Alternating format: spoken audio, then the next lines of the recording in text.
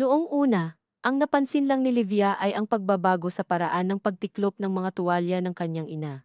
Sa bahay nilang may makitid na pasilyo sa Quezon City, sa lumang townhouse na hindi naman luma sa paningin ng mga dumadaan, pero may ugali ng kumalansing ang bintana tuwing hapon at kumapit ang amoy ng mantika sa kisame. Ang mga tuwalya ay palaging magkakapareho ang tiklop tatlong pantay na bahagi, saka isang pahabang bagsak na parang may sariling panuntunan ang tela sa loob ng aparador. Bata pa lang siya, alam na niya iyon. Kahit nakapikit, kaya niyang sabihin kung ang nanay niya ang nag-ayos ng mga gamit o ang ate niyang si Mara noong hindi pa ito nag-aasawa at paminsan-minsang umuuwi pa para tumulong kapag Sabado. Pero sa loob ng halos 2 linggo, ang mga tuwalya ay nakatupi ng pahilis. Hindi naman magulo, hindi rin pangit, pero hindi iyon ang paraan ng kanyang ina. Hindi iyon bagay na dapat pag-isipan ng mataga, alam ni Libya iyon, kaya sa unang 2 araw, pinanood lang niya ang sarili habang inuunat ang isang sulok ng tela at ibinabalik sa dati nang hindi nagsasalita. Sa ikatlong araw, naabutan niya ang kanyang ina sa may hapag, tahimik na hinihiwa ang ampalaya para sa tanghalian, at naisip niyang itanong, pero nang makita niya ang manipis na puwersa ng pagkakakapit ng mga daliri nito sa kutsilyo, parang biglang lumiit ang tanong sa loob ng bibig niya. Mainit na naman mamaya, ang nasabi niya sa halip, oo. Sagot ng ina niya, hindi tumingin. Ang ampalaya ay hinihiwa ng napakapantay, at may kung anong pagod na nakatago sa sobrang pagkapantay na iyon. Ang ama niya namang si Ernesto, na dati-rati malakas magbukas ng radyo tuwing umaga at may ugaling sabayan ang balita ng maiikling komento na parang kinakausap ang buong barangay, ay nagsimulang mag-almusal ng walang ingay. Hindi naman totoong tahimik siya, dahil may mga lalaki talagang kapag nananahimik ay mas lumalaki ang presensya sa isang silid, at ganoon ang ama niya. Humihigop pa rin ito ng kape, humahagod pa rin ang sandok sa kaldero ng sinanggag, pero tila may iniingatang huwag mabitawang salita. Noong minsan, habang naghuhugas si Livia ng plato, at iniisip lang ang listahan ng bayarin sa susunod na linggo, narinig niyang sinabi ng ama niya, nasaan na yung sobre? Hindi malakas, hindi ring galit, ang sagot ng ina niya ay mas mahina, nasa akin. Wala namang kakaiba roon kung tutuusin, maraming sobre sa bahay nila, resibo sa kuryente, papeles ng bangko, mga lumang sertipiko, litrato ng binyag na hindi maitapon-tapon ng mga magulang niya. Ngunit ng sandaling iyon, sa paraan ng pagtigil ng tubig sa gripo, dahil napabukas ang bibig ni Livia ng bahagya, naramdaman niyang may isang bagay na hindi niya kayang pangalanan, at wala siyang karapatang galawin. Pero unti-unti na siyang nilalapitan. 32 taong gulang na siya noon, nagtatrabaho bilang accounting staff sa isang maliit na construction supplier sa Cubao. Walang asawa, walang anak, at may ugali ng umuwi ng diretsyo dahil sanay na siyang ang buhay ay mas maaasahan kapag inuulit-ulit. Hindi siya malungkot dahil wala siyang sariling pamilya. Matagal na niyang alam na may mga taong hindi naman nabubuo sa parehong schedule ng iba. May minsan siyang minahal noong 27 siya, si Noel na laging may baong pag-asa sa sariling bulsa at marunong tumawa ng tila walang nalalagas sa bawat tawanan. Pero natapos din iyon sa paraang hindi naman pambihira, hindi sabay ang gusto, hindi sabay ang pagod, hindi sapat ang kabaitan para manatili. Pagkatapos noon, lalo siyang dumikit sa ritmong alam niya, gising, ligo, biyahe, trabaho, palengke, bahay. Kaya marahil ang maliit na pagbabago sa tiklop ng tuwalya ang unang bumangga sa kanya, dahil wala siyang ibang sukatan ng paggalaw ng bahay kundi ang mga simpleng bagay na hindi dapat gumagalaw. Nang sumunod na linggo, dumating si Mara kasama ang asawa nitong si Joel, at ang bunso nilang si Tonton na 7 taong gulang at may ugaling sumigaw mula sa gate pa lang na parang gusto niyang malaman ng buong kalye na naroroon siya. Karaniwan, sumasaya ang ina nila tuwing dumarating ang apo, kahit paano ay lumalambot ang noo nito at bumibilis ang hakbang sa kusina. Pero noong araw na iyon, niyakap niya si Tonton ng medyo huli, parang kailangan pa niyang alalahanin kung paano maging masaya sa tamang oras. Si Mara naman, na dati madaling makaramdam kung sino ang may inis, may tampo, may lagnat, ay abala sa pagkukwento tungkol sa school project ng anak at sa bagong manager nila sa cooperative. Umupo si Livia sa gilid, nagbabalat ng mansanas, at napansin niyang ilang beses tumingin ang ama nila sa orasan kahit wala naman siyang pupuntahan. Nang tumunog ang cellphone nito, bigla itong tumayo at lumabas sa may terrace, hindi naman iyon agad kahina-hinala. May mga tawag talagang hindi naririnig sa loob dahil sa electric fan at sa boses ni Tonton. Ngunit ilang sandali pa, lumabas din ang ina nila dala ang maliit na kahong lata na pinaglalagyan noon ng sinulid at karayom. Hindi niya ito binuksan sa harap nila. Dinala lang niya sa kuwarto at isinara ang pinto ng hindi marahas, pero napakalinaw ng pagsarang iyon. May problema ba? Tanong ni Mara, pabiro sa una, na parang umaasang may simpleng sagot. Wala, sabi ni Livia. Dahil iyon din ang gusto niyang marinig. Mukha kasing may tinatago si Papa, sabi ni Mara, tumatawa ng konti, at sa ibang araw marahil sasabayan siya ni Livia ng biro. Ngunit sa pagkakataong iyon, tila may bahid ang salitang tinatago, at pareho silang natahimik na parang may narinig silang hindi dapat ibinigkas. Nang umalis si Mara ng hapon ding iyon, sumama si Livia sa paghatid sa gate. May napapansin ka ba? Tanong ni Mara, mahina na ngayon, hindi nakapilya ang tono. Gusto sanang magkunwari ni Livia na wala. Nakakagaan paminsan-minsan ang hindi pagsang-ayon sa kutob ng iba, pero hindi niya nagawa. Parang meron, sabi niya. Hindi ko lang alam kung ano. Tumango si Mara, at sa pagpayag na iyon ay may bahaging biglang tumigas sa dibdib ni Livia, dahil kapag ang isang bagay ay nasabi na ng malakas, hindi na ito basta haka lang. Kinagabihan, habang nag-aayos siya ng mga plato, pumasok ang ina niya sa kusina para magtimpla ng mainit na tubig. Hindi ito umiinom ng tsaa. Matagal na nitong sinasabing sayang lang ang pera sa tsaa kung tubig din naman ang lasa sa huli.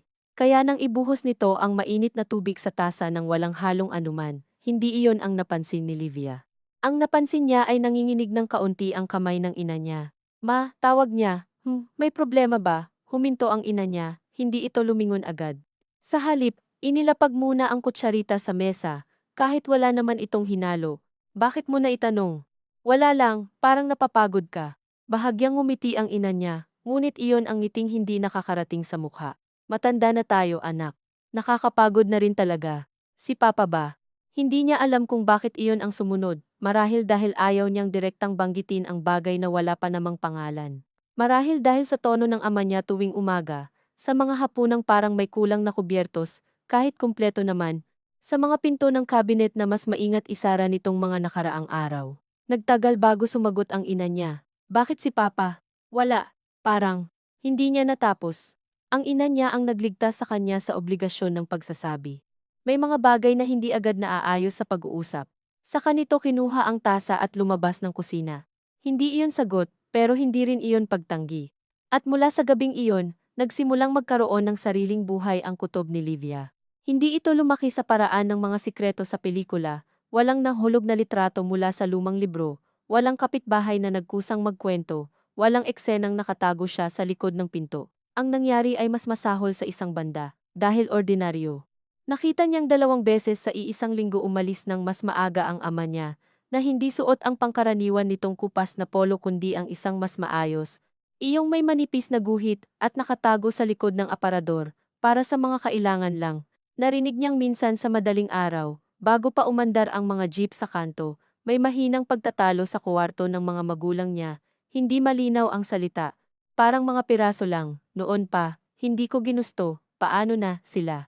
Nang humakbang siya palapit sa pinto, nakaramdam siya agad ng hiya, hindi dahil bawal makinig, kundi dahil may mga pagkakataong ang mismong pagnanais makaalam, ay may bahid na ng pagtataksil. Bumalik siya sa higaan at pinilit makinig sa pag-ikot ng electric fan na dati sapat na para antukin siya. Sa trabaho, nagkamali siya sa isang summary ng petty cash, at 2 beses binalikan ang parehong invoice. Okay ka lang ba? Tanong ng supervisor niyang si Dindo, isang lalaking may mapagkumbabang pag-aalala dahil sanay sa mga empleyadong hindi nagsasabi ng totoo. Oo, puyat lang. Sabi niya. Totoo naman, pero kulang. Sa tanghalian, habang kumakain siya ng pack na pritong galunggong at kamatis sa pantry, naisip niya si Mara. Dati, sa tuwing may problema sa bahay, mas malapit sa kanya ang sagot na maghintay, kaysa magsumbong sa kapatid. Hindi dahil hindi sila malapit, sa katunayan, si Mara ang tanging taong nakakita sa kanya, noong gabing natapos sila ni Noel, at hindi siya pinilit magsalita. Tinabihan lang siya sa sahig ng kusina habang malamig ang sinaing, at hinayaang matapos siyang umiyak na parang walang kailangang ayusin. Ngunit iba ang usapin kapag ang mismong pinagmulan ng problema ay ang mga magulang nilang matagal na nilang inakalang alam na nila. Para kasing sa sandaling sabihin niya kay Mara ang lahat ng maliliit na napansin ang sobre, ang katahimikan, ang maagang pag-alis, Ang sobrang pag-iingat ng ina nila sa bawat salita magbabago rin ang hugis ng alaala nila sa pagkabata, at wala na sa kanilang dalawa ang makakapag-utos na bumalik iyon sa dati. Gayunman, Sabado ng hapon, nang nasa grocery siya at pumipili ng mas murang brand ng powdered milk para sa ama niyang may acid reflux, at ayaw namang umamin na tumatanda na siya, biglang tumawag si Mara. Nasa bahay ka ba? Tanong agad nito. Wala pa, bakit? May nakita ako kay Ma. Humigpit ang hawak ni Livia sa hawakan ng basket. Ano? Hindi ko alam kung aksidente ko lang nakita o sadyang naiwan sa sala.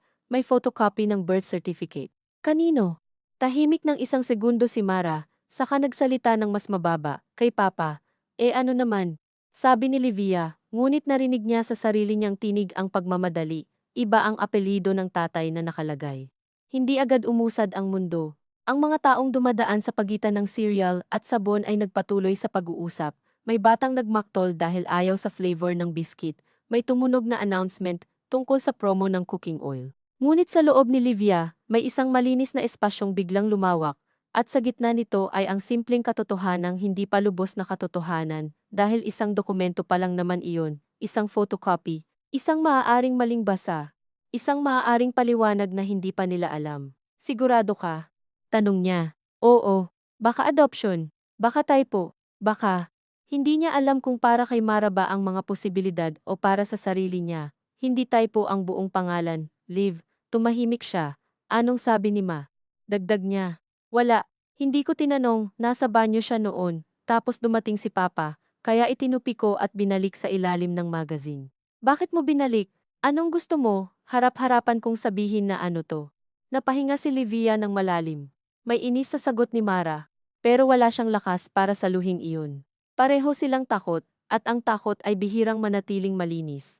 Sige, sabi niya, mamaya usap tayo. Pagka-uwi niya, ang bahay ay tila mas maaliwalas kaysa inaasahan niya. Nakabukas ang TV, may lumang game show, at ang ama niya ay nakaupo sa sala, may salamin sa ilong, binabasa ang diaryo na tila wala nang mas normal pa. Ang ina niya naman ay nasa likod bahay, nagwawalis ng tuyong dahon. Sa ganitong mga sandali, parang mas madaling isipin na nagkamali si Mara, na may ibang paliwanag, na baka matagal nang alam ng lahat maliban sa kanila at walang kabuluhan ang pangamba. Tinanggal niya ang sapatos, naghugas ng kamay, at pinilit umandar sa mga nakagawi ang galaw. Ang tagal mo, sabi ng ama niya nang hindi tumitingin. Traffic, sagot niya, bumili ka ba ng gamot ko? Oo, inabot niya ang supot. Tinanggap iyon ng ama niya nang may pasasalamat na hindi kumpleto ang tingin. Sa hapunan, kumain silang tatlo lamang dahil gabi na makakatawag si Mara. Sinigang ang ulam, at sa ibang araw paborito iyon ng ama niya, pero halos hindi ito nagsalita. Ang ina niya, nakaraniwang nag-aalok pa ng sabaw o nagsasabing kumuha pa, ay nakatitig sa sariling plato na parang may sinusukat sa mga butil ng kanin. May isang pagkakataong nagtagpo ang mga tingin nila ni Livia, at doon niya unang naramdaman na ang ina niya ay hindi lamang pagod o galit o nag-aalala. May mas malalim na anyo ang dala nito, iyong parang matagal nang binubuhat at ngayon lamang nagkakaroon ng bitak ang pagkakakapit. Pagkatapos maghugas, nagkulong si Livia sa kwarto at hinintay ang tawag ni Mara. Ngunit sa halip na ang kapatid, ang ama niya ang kumatok, hindi ito madalas mangyari. Ang ama niya ay hindi pala bukas ng pinto ng silid ng mga anak sa gabi maliban na lang kung may kailangang ipaayos na bombilya o may paalala sa paglock ng gate. Pwede ba? Tanong nito. Umupo siya sa gilid ng kama. Pumasok ang ama niya. Dahan-dahang umupo sa plastik na upuan, malapit sa aparador. Sa liwanag ng maliit na lampshade, mas halata ang edad nito ang nipis ng buhok sa tuktok. Ang balat sa leeg na tila mas maluwag kaysa dati. Ang ilalim ng mga mata na hindi na naaayos ng maagang tulog. Napansin ko, sabi nito, parang may iniisip ka. Halos natawa si Livia sa sakit ng simpleng linyang iyon. Gaano karaming taon na ba ang ginugol ng mga anak sa pag-aaral kung paano huwag mahalata ng mga magulang ang iniisip nila? At gaano kadaling makikita iyon kapag ibang klaseng katahimikan ang nakapasok sa bahay? May iniisip lang sa opisina, sabi niya, hindi siya magaling magsinungaling. Bata pa lang siya, sinasabi na ng ina niya na ang mukha niya ay parang salaming malinaw masyado. Ngunit ngayong gabing ito, tila ayaw ng ama niyang siyasatin ang kasinungalingan. Minsan, sabi nito, may mga nangyayari talagang hindi agad na ipapaliwanag. May kung anong tumunog sa ulo ni Livia sa pagkakapareho ng pangungusap sa sinabi ng ina niya noong isang gabi. Hindi parehong salita, pero iisang ugat. Parang matagal na nila itong sinasanay sa gilid ng hindi niya namamalayan. May gusto ka bang sabihin, pa? Tanong niya. Matagal bago sumagot ang ama niya. Tumingin ito sa pinto, saka sa bintana, saka sa kamay nitong nakapatong sa hita. Hindi lahat ng katotohanan, kapag inilabas sa maling oras, nakakatulong, kanino. Hindi niya napigilan ang tanong, hindi iyon matapang. Sa totoo lang, nanginginig ang loob niya habang sinasabi iyon. Ang ama niya ay tumingin sa kanya, at sa unang pagkakataon mula nang magsimula ang lahat ng ito, may nakita siyang takot sa mukha nitong hindi ipinamimigay sa araw-araw. Hindi galit, hindi yabang, hindi paawang pagod. Takot. Sa lahat, sabi nito. Lalo na sa inyo, inyo. Napadiin ang salita sa kanyang dila. Anong ibig mong sabihin? Tila may nais sabihin ang ama niya, ngunit bigla itong tumayo. Matulog ka na, sabi nito, na para bang ang pag-uusap ay pwedeng isara tulad ng ilaw, maaga ka pa bukas. At bago pa man siya makapagsalita muli, lumabas na ito. Nakatitig si Livia sa saradong pinto, at sa loob ng ilang sandali ay naramdaman niyang mas malinaw na ngayon ang posibilidad na may sekreto nga, ngunit lalong lumabo kung sino sa kanila ang talagang iniingatan nito. Nang makatawag sa wakas si Mara, halos 2:00 na. Bulong ang usapan nila dahil may katabi itong natutulog na anak, at ayaw rin ni Livia na marinig ng mga magulang mula sa kabilang kwarto. Kinausap ka ba ni Papa? Tanong agad ni Mara, at kinilabutan siya. Paano mo nalaman? Tinawagan ako kanina. Sabi lang, kumusta kayo diyan, pero parang sinusukat ako. Hindi naman siya ganun. Ikinuwento ni Livia ang nangyari sa kwarto niya, ang mga linyang hindi buo, at ang lalong hindi pagkapaliwanag ng lahat. Sa kabilang dulo, tahimik si Mara. Naririnig ni Livia ang mahinang ugong ng electric fan, at paminsan-minsang paghinga ng pamangkin niyang tulog. Liv, sabi ni Mara sa wakas, naisip mo na ba na baka hindi lang si Papa ang may itinatago? Ayaw tanggapin ni Livia ang tanong, hindi dahil imposibleng totoo, kundi dahil masyadong mabilis nitong binabago ang ayos ng sisi sa loob niya.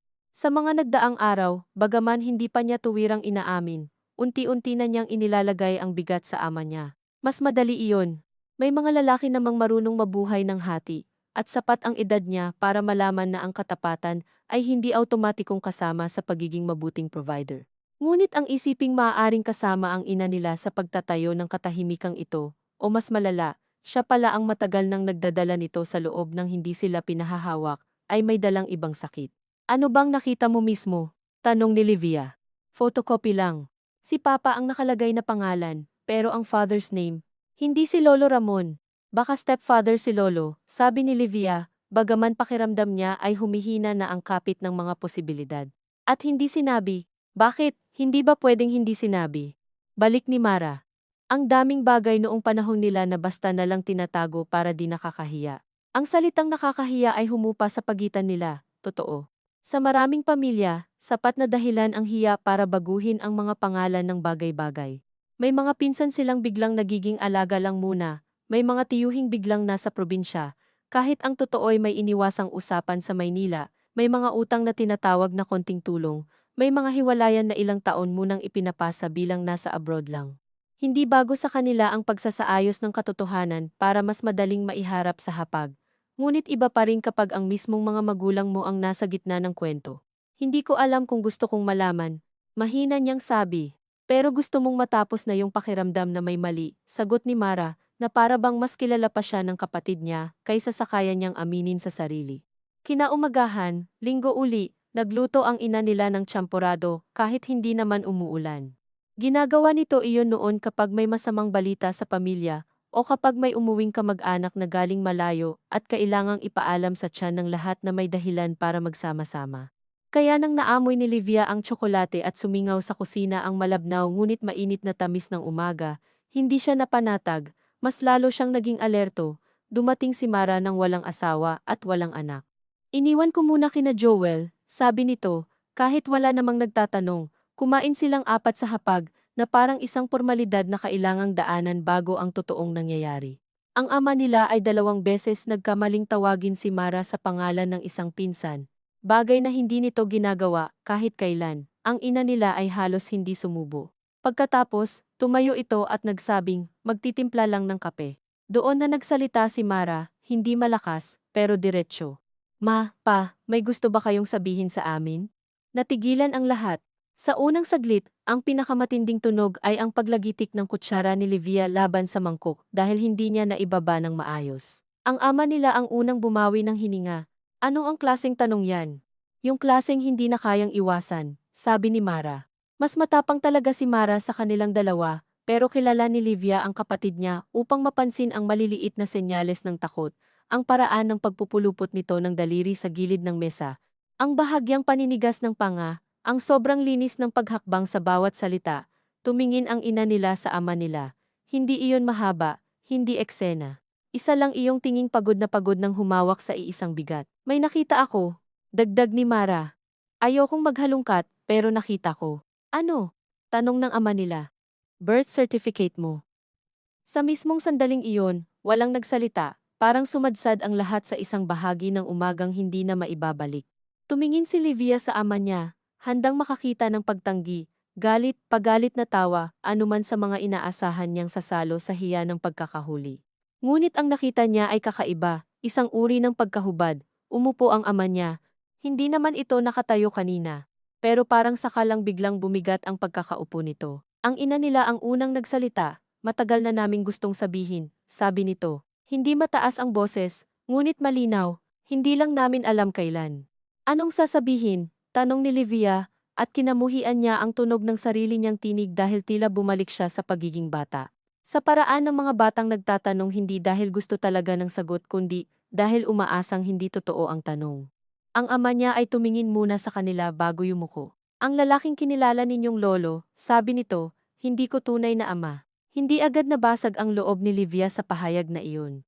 Sa halip, may kakaibang antok na bumalot sa kanya, tila nagiging malayo ang mga bagay kahit kaharap lang. Narinig niyang huminga si Mara ng madiin. Sino? Tanong nito. Hindi ko rin lumaki na kilala siya, sagot ng ama nila. Nalaman ko lang ng buo noong binata na ako. Pero bakit ngayon lang namin nalaman? Tanong ni Livia. At bakit parang, hahanapin sana niya ang salitang parang may mas malaki pa rito, ngunit hindi niya masabi. Ang ina nila ang sumagot, dahil hindi lang yan ang usapan. Naramdaman ni Livia ang unti-unting paglamig ng mga daliri niya. Ang silid na iyon, ang hapag na ilang ulit na nilang pinagsaluhan ng birthday pansit, labada bills, simpleng tawanan, ay biglang naging napakasikip. Ano pa? Tanong ni Mara. Umupo rin ang ina nila. Ilang segundo itong nakatingin sa mesa, saka sa wakas ay sa kanila. May babae, sabi nito, na matagal ng bahagi ng nakaraan ng papa ninyo. Hindi ko alam noong una kung gaano kalaki ang bahaging iyon, at nang malaman ko, huli na para sa maraming bagay. Hindi tuwirang sinabi, pero dumating ang kahulugan bago pa mabuo ang pangungusap. Hindi ito dramatikong paghahayag, walang umiiyak, walang biglang pag-alis ng upuan. Pero sa katahimikang sumunod, ramdam ni Livia ang dahan-dahang pagsara ng isang pinto sa loob niya, hindi pa tuluyang nakakalapat, pero hindi na rin muling bukas na tulad ng dati. Babae? Ulit ni Mara. Noong kailan? Bago pa kami ikasal, sabi ng ina nila. At ilang taon pagkatapos. At, matalim ang tanong ni Mara, ngunit may pakiusap din, ang ama nila ang sumalo. May anak, wala nang tunog ang mundo sa loob ni Livia. Ang electric fan, ang kalansing ng kutsara, ang busina sa kalsada, lahat parang itinulak sa malayo. Nakatingin lang siya sa ama niya, sa bibig nitong bagong nagsabi ng salitang may anak na para bang isa lamang itong detalye, samantalang sa kanya ay parang may marahang pandurog na pinaandar sa ilalim ng bahay. Anak mo? Tanong niya. Walang saysay ang tanong, malinaw naman, ngunit kailangan pa rin niya itong marinig mula sa bibig ng ama niya. Oo, sabi nito. Umigkas si Mara sa kinauupuan. Ilang taon, mas matanda sa'yo ng kaunti. Sagot ng ina nila bago pa man makasagot ang ama nila. Tumingin si Livia sa kanyang ate, nakita niyang mabilis na kumilos ang isip nito, binibilang ang mga taon. Ibinabagsak sa tamang panahon, ang mga alaalang akala nila'y payak lang noon, ang mga panahong biglang may overtime si Papa, ang mga Sabadong may lakad sa SSS. Ang mga buwan na mas maigting ang away ng magulang nila, ngunit hindi ipinaaalam kung bakit. Ngunit iba ang tinahak ng isip ni Livia, hindi niya unang naisip ang pagtataksil. Hindi iyon ang pinakaunang kumagat, ang unang kumagat ay ang tanong kung ilang taon nang alam ito ng ina nila, at sa anong paraan nito binuhat ang bahay ng parang buo samantalang may ganito palang lamat sa ilalim. Kasunod noon dumating ang mas mahirap aminin, ang tanong kung nasaan ang taong iyon ngayon, ang anak, at kung siya ba ay masaya, galit, naghihintay, o matagal nang tumigil sa paghihintay. At kasabay niyon, umusbong agad ang hiya, dahil bakit may puwang sa loob niya para isipin ang estrangherong iyon samantalang ang ina niya ay kaharap niya at malinaw na sugatan. Bakit ngayon? Mahina niyang tanong, dahil nakipag-ugnayan siya, sabi ng ama niya. Hindi siya, huminto ito, tila maingat sa bawat termino. Hindi siya humihingi ng gulo, may kailangan lang siyang malaman tungkol sa papeles. May sakit ang nanay niya noon, tapos na ngayon ang gamutan, pero nagkaroon ng problema sa mga dokumento at sa hindi na niya itinuloy. Nilingon siya ng ina nila ng bahagya, at doon naunawaan ni Livia na hindi pa ito ang buong kwento. Marami pang gilid, maraming butas, maraming taon ng hindi pagkakasabi na hindi kakasya sa isang umaga, kaya yung birth certificate. Tanong ni Mara, tumango ang ama nila. May mga papeles na hinanap, at gusto nyo kaming hindi pa rin sabihan. Mula sa boses ni Mara, umangat na ang sama ng loob, hindi pa ito sigaw, pero nandoon na ang pagbaluktot ng pagtitimpi. Hanggang kailan? Hanggang may kumatok dito, hanggang may magpakilalang kapatid namin sa may gate. Mara, sabi ng ina nila, ngunit hindi bilang saway parang pakiusap na huwag gawing marahas ang bagay na matagal na nilang hindi hinawakan. May plano sana kaming sabihin. Kailan? Tanong ni Mara. Walang sumagot, at doon unang naramdaman ni Livia ang bigat, hindi lamang ng sekreto, kundi ng mga taong nagdala nito. Hindi sila naging halimaw sa isang iglap, naging mga taong nagpaliban, nagbawas, nag-ayos ng mga araw para makaraos hanggang sa ang mga taon ay naging mismong anyo ng pagtatago. Hindi niya iyon mapatawad, hindi rin niya lubos na maipagkait ang kaunting pag-unawa. Iyon marahil ang pinakaunang lamat na dumaan sa kanya ng tahimik, ang sabay na pagkadismaya at awa, ang sabay na pagkagalit at pagtingin sa mga magulang bilang mga taong may kahinaan, hindi lamang bilang mga pinanggagalingan ng tama. Alam ba niya tungkol sa amin? Tanong niya, at pagkasabi pa lang ay napansin niyang nanginginig ang mga labi niya. Oo, sabi ng ama niya, matagal na. Hindi na siya tumingin dito. Sa halip ay tumingin siya sa mangkok ng tsampurado, na malamig na at halos hindi nagalaw. Naisip niya ang mga Pasko, ang mga handa, ang mga taong akala nila'y sapat ang mesa para sa lahat ng dapat naroon. Naisip niya kung ilang beses ba sa kasaysayan ng pamilya nila may isa pang mesa sa ibang bahay.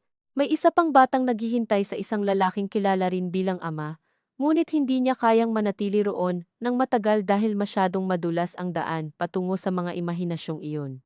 Hindi pa niya alam ang mga detalye.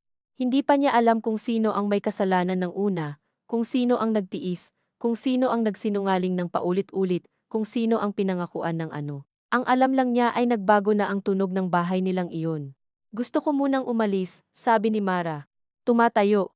Hindi ko kaya ito ngayon. Mara, tawag ng ina nila. Ngunit lumakad na ito palabas ng sala, mabilis ngunit hindi padabog, na para bang iyon na ang pinakamalaking pagpipigil na kaya nitong ibigay. Hindi siya sinundan ni Livia. Hindi rin siya tumayo, nanatili siyang nakaupo, at sa pananatiling iyon ay may kung anong tahimik na pagpili hindi pa kapatawaran, hindi rin pakikisama, kundi marahil ang simpleng hindi pa niya kayang iwan ang ina niya sa lamesang iyon. Nagtagal ang katahimikan nilang tatlo. Sa labas, may batang dumaan na tumatawa, may tricycle na huminto sa tapat ng kapitbahay, may nagbukas na gate sa kabilang bahay. Ang ordinaryong buhay ay nagpapatuloy ng walang pakialam sa mga pamilyang biglang nagkakaroon ng ibang hugis. Sa wakas, nagsalita ang ina niya, hindi sa ama niya kundi sa kanya. Hindi ko alam, sabi nito, kung alin ang mas masakit ang mismong nangyari, o ang tagal bago ko natutuhang mamuhay sa tabi nito na parang kaya ko. Tumingin si Livia sa ina niya, at sa unang pagkakataon mula nang mabuksan ang usapang iyon, may nabuo siyang malinaw na damdamin na hindi agad nasapawan ng gulo, hindi awa, hindi lang, isang malalim, mabigat na paglapit. Nakita niya sa mukha ng ina niya hindi lamang ang babaeng niloko, kundi ang babaeng piniling manatili, marahil sa maling dahilan noon, marahil sa tamang dahilan kalaunan, marahil sa halo-halong dahilan na hindi na pwedeng paghiwa-hiwalayin ngayon. At sa pagtingin din niyang iyon, may pumasok na isa pang tanong na mas tahimik ngunit mas matagal mananatili, kung totoo ba na ang mga pamilyang buo ay talagang buo. O sanay lang silang tawaging buo ang mga bagay na hindi pa lubusang nabubunyag. Huminga siya, saka marahang kinuha ang mangkok ng ina niya at itinulak palapit dito, isang kilos na halos walang ibig sabihin, at gayon pa man iyon lang ang kaya niyang ialok ng sandaling iyon. Tiningnan siya ng ina niya na tila may gustong sabihin. Ngunit sa halip ay ibinabalang nito ang kamay sa ibabaw ng mesa, bukas, pagod, at hindi sigurado. Pagkaraan ng ilang saglit, ipinatong ni Livia ang sarili niyang mga daliri sa tabi nito, hindi sakop, hindi yakap, hindi pangako. Pero sapat para maramdaman nilang pareho na wala pa ring malinaw, at wala pang maaayos sa umagang iyon.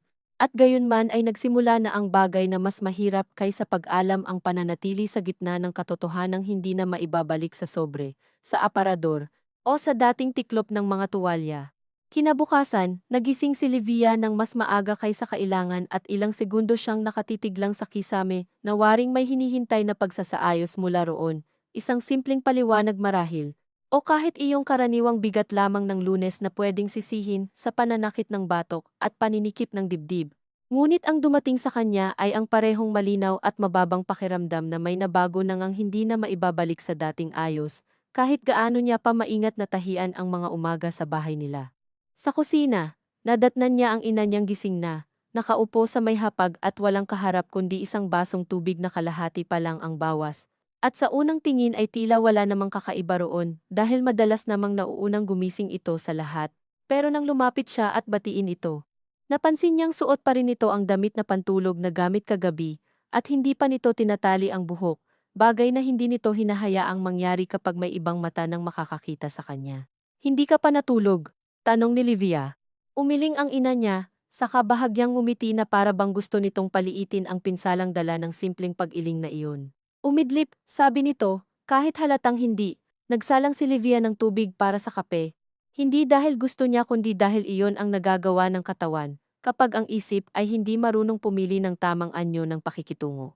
Mula sa sala, narinig niya ang mahinang tunog ng pagbukas ng gate at pagkalansing ng kadena. Sumilip siya sa bintana at nakita niyang lumabas ang ama niya ng maaga, hindi nakaayos para sa lakad na pormal, hindi rin mukhang papasok sa isang regular na asikasong panlalaki. Bagkus ay suot ang simpleng puting kamiseta at tsinelas na tila basta na lang hinugot mula sa kanto ng silid. Saan siya pupunta? Tanong niya, bagaman may bahagi sa kanyang ayaw talagang marinig ang sagot. Maglalakad lang daw, sabi ng ina niya.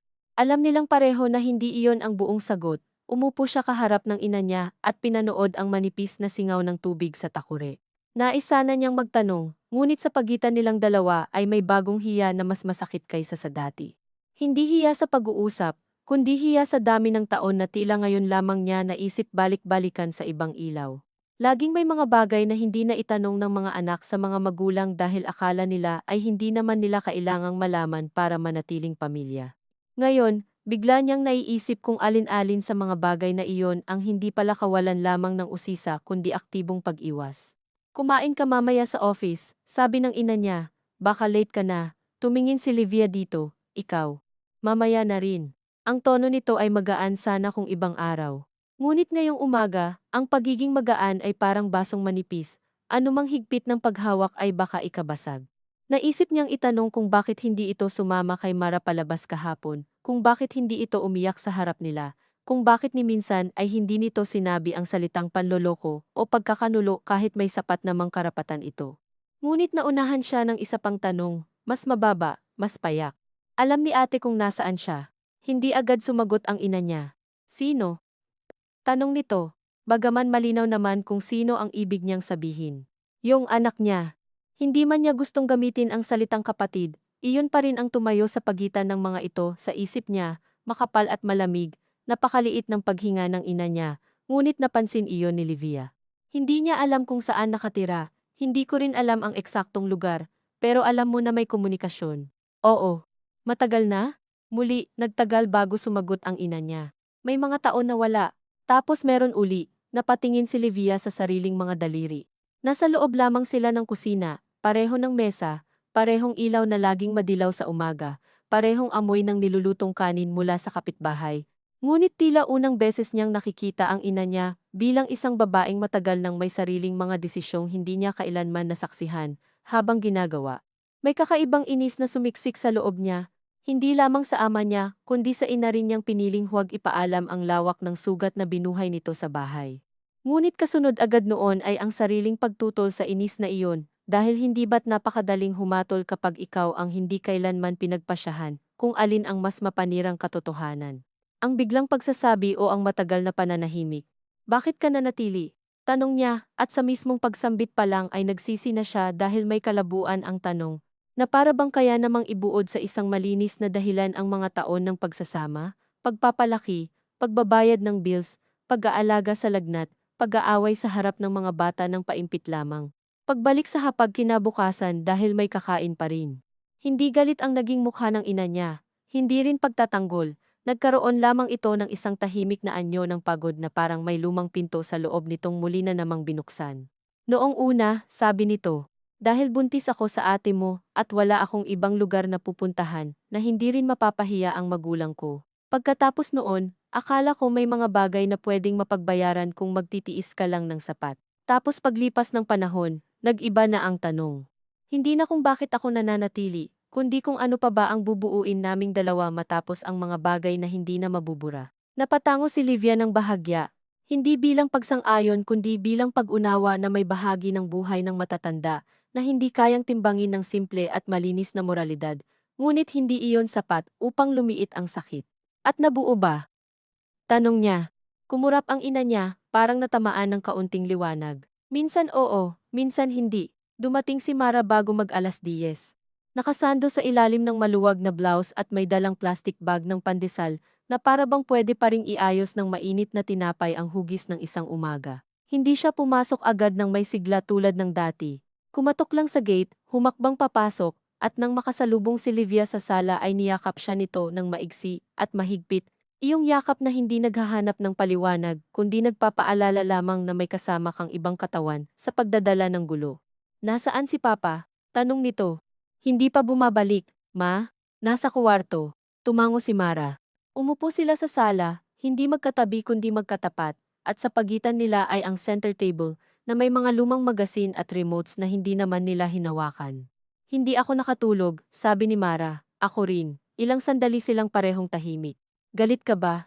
Tanong ni Mara, hindi malinaw kung kanino niya itinutuon ang tanong sa ama nila, sa ina nila, sa buong sitwasyon, o sa kapatid niyang parang mas tahimik kaysa sa inaasahan niya. Oo, sabi ni Livia, pagkatapos ng ilang segundo, pero hindi ko alam kung paano. Napatingin si Mara sa kanya, at sa tinging iyon ay may bahagyang pag-unawa at bahagyang pagkadismaya. Ako alam ko, sabi nito, galit ako sa kanya.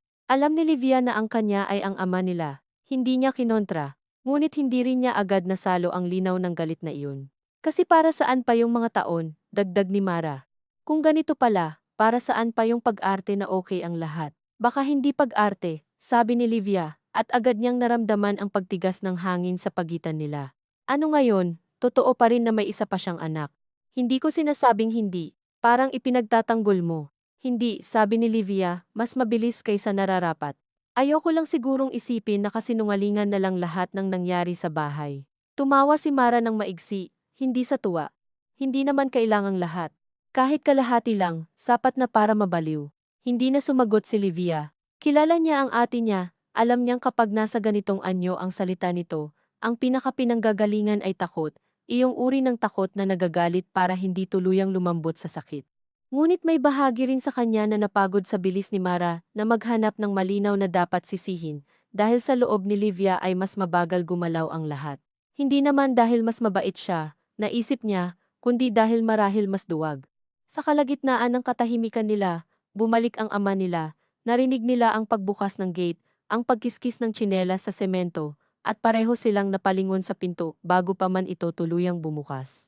Pumasok si Ernesto, na may dalang supot ng dalandan at pandesal mula sa bakery sa kanto, at sa isang kakaibang iglap ay naging napakalinaw kung gaano kalakas ang kapangyarihan ng mga nakasanayang kilos. Kung hindi nila alam ang alam nila ngayon, iisipin ni Livia na normal na umaga lang ito. Bumibili ng tinapay ang ama, darating ang ate, iinom ng kape ang lahat, pag-uusapan ang bayad sa tubig o ang grades ni Tonton. Ngunit ngayong alam na nila, ang simpleng supot ng pandesal sa kamay nito ay tila isa pang pagtatangka ng bahay na magkunwaring marunong pa rin sa dati nitong papel. Napahinto ang ama nila nang makitang naroon si Mara. Maaga ka, sabi nito. Hindi ako umuwi para mag-late, tugon ni Mara. Walang sumaway sa matulis na sagot na iyon. Inilapag ng ama nila ang supot sa mesa. Kumain muna kayo, sabi nito, at ang mismong pag-aalok ang nagpainit sa batok ni Livia, hindi dahil masama iyon kundi dahil napakalapit sa dati. Pa, Sabi niya bago pa muling sumabog ang alinman sa kanila, gusto naming maintindihan. Tumingin ang ama nila sa kanya, saka kay Mara, at sa wakas ay umupo. Mula sa kwarto, lumabas ang ina nila na para bang matagal nang nakikinig sa bawat tunog sa sala. Hindi siya umupo agad. Nanatili muna itong nakatayo sa tabi ng aparador, saka dahan-dahang lumapit nang makitang wala nang makakatakas sa usapan. Anong gusto ninyong malaman? Tanong ng ama nila. Maraming sagot ang pumasok sa isip ni Livia. Lahat. Kailan nagsimula? Sino siya? Bakit tumagal? Bakit tinago? Bakit ngayon? Alam ba ng mga kamag-anak? Nagkita na ba sila? May pera bang ibinigay? Gaano kadalas? May mga panahong iniwan ba sila? Ngunit sa huli, ibang tanong ang lumabas. Gaano ka nakalayo sa kanya? Ang tanong ay tila tumama rin kay Mara, sapagkat napalingon ito sa kanya na para bang hindi iyon ang inaasahang uunahin niya. Marahil hindi rin iyon ang inaasahan ng ama nila, dahil huminto ito ng matagal bago sumagot. Noong bata pa siya, sabi nito, may mga panahong mas madalas, hindi palaging kita, minsan tulong sa pera lang, minsan papeles, minsan, naputol ito. Minsan gusto ko lang malaman kung maayos siya. At kami? Tanong ni Mara, biglang mas mahina kaysa kanina. Gusto mo lang ding malaman kung maayos kami. Napapikit ang ama nila, at sa simpleng galaw na iyon ay parang biglang tumanda ng ilang taon. Hindi gano, sabi nito. Wala akong iniwan sa inyo. Pero may ibinahagi kang hindi dapat hinati, sabi ni Mara. Narinig ni Livia ang pagaspang ng sariling paghinga. Muli, nadagdagan ang bigat ng silid, hindi sa lakas ng boses kundi sa puntong narating ng salita. Ang ina nila ang unang umupo sa tabi ni Ernesto, hindi malapit na parang kakampi, hindi rin malayo na parang banyaga. Umupo lamang ito sa pwestong matagal na nitong inuupuan sa hapag, at umakto na parang ang mismong katawan niya ang gustong magpatotoo, na maraming taon na itong naroroon, kahit gaano pa kapangit ang kasaysayan ng pagkaupong iyon. Hindi niya kayo iniwan, sabi nito, at bago pa mag-react si Mara, nagdagdag agad, pero hindi rin ibig sabihin noon na hindi siya nagkulang. Pareho kayong may karapatang magalit. Tumingin si Livia sa ina niya. Sa unang pagkakataon mula kahapon, may kakaibang tibay sa boses nito. Hindi galit na buslo, hindi luha, hindi rin ganoong klaseng pagtatanggol na nakikita sa mga babaeng napipilitang linisin ang pangalan ng asawa sa harap ng ibang tao. Mas malapit iyon sa uri ng lakas na nabubuo sa mahabang pagod. Alam mo na ang anyo ng pinsala, kaya wala nang saysay ang pagkunwari na hindi iyon sugat. Nagkita na ba kami? Tanong ni Livia. At sa tanong na iyon ay naramdaman niyang bumagal ang tibok sa loob niya, sapagkat ngayon lamang niya hinarap ang posibilidad na matagal na palang gumagalaw ang estranghero sa gilid ng mga alaala nila. Nagkatinginan ang mga magulang niya, at sa maliit na pagtinging iyon ay lumubog ang tiyan niya. Noong minsan, sabi ng ama nila, matagal na, hindi ninyo alam. Saan? Tanong ni Mara, halos pabulong. Sa isang birthday ng anak ng kumpare ko noon. Bata pa kayo. Hindi naman sinadya na magsama kayo sa iisang lugar. Hindi ko rin akalaing darating sila. Hindi kaagad nagsalita sina Livia at Mara. Sa isip ni Livia ay biglang nagkaroon ng mga hindi mapakaling larawan, mga salo-salo sa covered court, mga batang naghahabulan sa pagitan ng monoblock chairs, mga plastik na tasa ng orange juice, mga mukhang hindi na niya matandaan. Ilang beses na ba siyang nakasalubong ng isang taong may bahagi ng dugo ng ama niya at hindi niya man lamang napansin? Gaano kadali pala para sa mga buhay na magtabi ng hindi kinikilala ang isa't isa? Sino siya ngayon? Tanong ni Livia. Anong trabaho? May pamilya ba? Teacher siya, sagot ng ama niya, at nang marinig iyon ni Livia ay nakaramdam siya ng hindi maipaliwanag na kirot, dahil napakasimple ng detalyeng iyon, napakakaraniwan, at sa makatuwid ay napakabuhay. Sa public school sa Valenzuela, wala siyang asawa. Nairita si Mara. Ang dami mo palang alam. Mara, sabi ng ina nila. Huwag mo akong sawayin, sagot nito. Hindi malakas pero sapat para sumikip ang mukha ng ina nila. Paano ba dapat? Umupo lang ako rito at tanggapin na may iba pala kaming kapatid at alam niya kung anong trabaho, kung saan banda nakatira, kung anong kailangan sa papeles. Gusto sana ni Livia na pahupain ang tono, ngunit hindi niya magawa. Dahil totoo rin naman ang tanong. Hindi lamang pagkakaroon ng isang lihim ang kaharap nila kundi ang katotohanang may isang buong tao na naging parte ng desisyon ng ama nila sa mahabang panahon. At silang mga anak sa bahay na ito ay hindi man lamang nabigyan ng pagkakataong pumili kung gusto ba nilang malaman. Anong kailangan niya sa papeles? Tanong ni Livia sa halip, maingat ang tinig, sumagot ang ina nila. May problema sa records ng ina niya. May lumang property sa probinsya na hindi mailipat dahil hindi magkakatugma ang ilang detalye sa mga pangalan at pagkilala. Hiningi ang ilang dokumentong lumang konektado sa pamilya ng papa ninyo. At ibibigay mo? Tanong ni Mara sa ama nila. May dapat ayusin. Bakit ikaw pa? Dahil pangalan ko ang nasa ilang lumang dokumento, naisip ni Livia ang mga piraso ng papeles na kayang buhayin muli ang mga bagay na inakala mong nailibing na sa paglipas ng taon. Lagi siyang naniniwala na ang mga sikreto ng pamilya ay nabubuhay sa mga tao sa mga pilit na hindi pagbanggit, sa mga tinging umiiwas, sa mga tawag na sa labas ginagawa. Ngunit may sarili palang paraan ang mga dokumento na maghukay, hindi sila napapagod. Naghihintay lamang, dumaan ang maghapon nang hindi kumakalma ang bahay ngunit hindi rin sumasabog. Umalis si Mara bandang tanghali dahil sunduin daw niya si Tonton at ayaw niyang magpaliwanag kay Joel sa telepono habang nasa gitna ng sala ng bahay ng mga magulang nila. Bago ito umalis, hinawakan nito si Livia sa siko at dinala siya sa may pinto. Hindi ako makapaniwala na ang tahimik mo, sabi nito. Hindi akusasyon ang tono, ngunit may pait. Anong gusto mong gawin ko? Tanong ni Livia. Hindi ko alam, basta hindi ito. Ano bang ito? Parang inuunawa mo agad. Napakagat si Livia sa loob ng pisngi. Hindi ko inuunawa agad, hindi ko lang alam kung paano maging simple ang lahat para mas madaling mapuot. Tinitigan siya ni Mara ng matagal. Minsan hindi mo kailangang gawing komplikado para lang hindi ka masaktan. Pagkasabi noon ay lumabas na ito. Naiwan si Livia sa may pintuan na tila biglang lumiit ang sarili sa loob ng lumang bahay. Hindi niya alam kung bakit mas sumakit ang sinabi ng ate niya kaysa sa inaasahan. Marahil dahil may bahagi roon na totoo.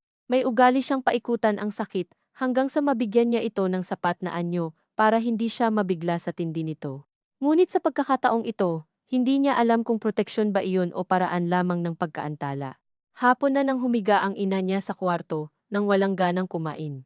Ang ama niya na may umupo sa sala at hindi binuksan ang TV. Lumabas si Livia sa terrace bitbit ang basong tubig at makalipas ang ilang minuto ay sumunod dito ang ama niya. Dahan-dahang umupo sa monoblock chair sa tapat.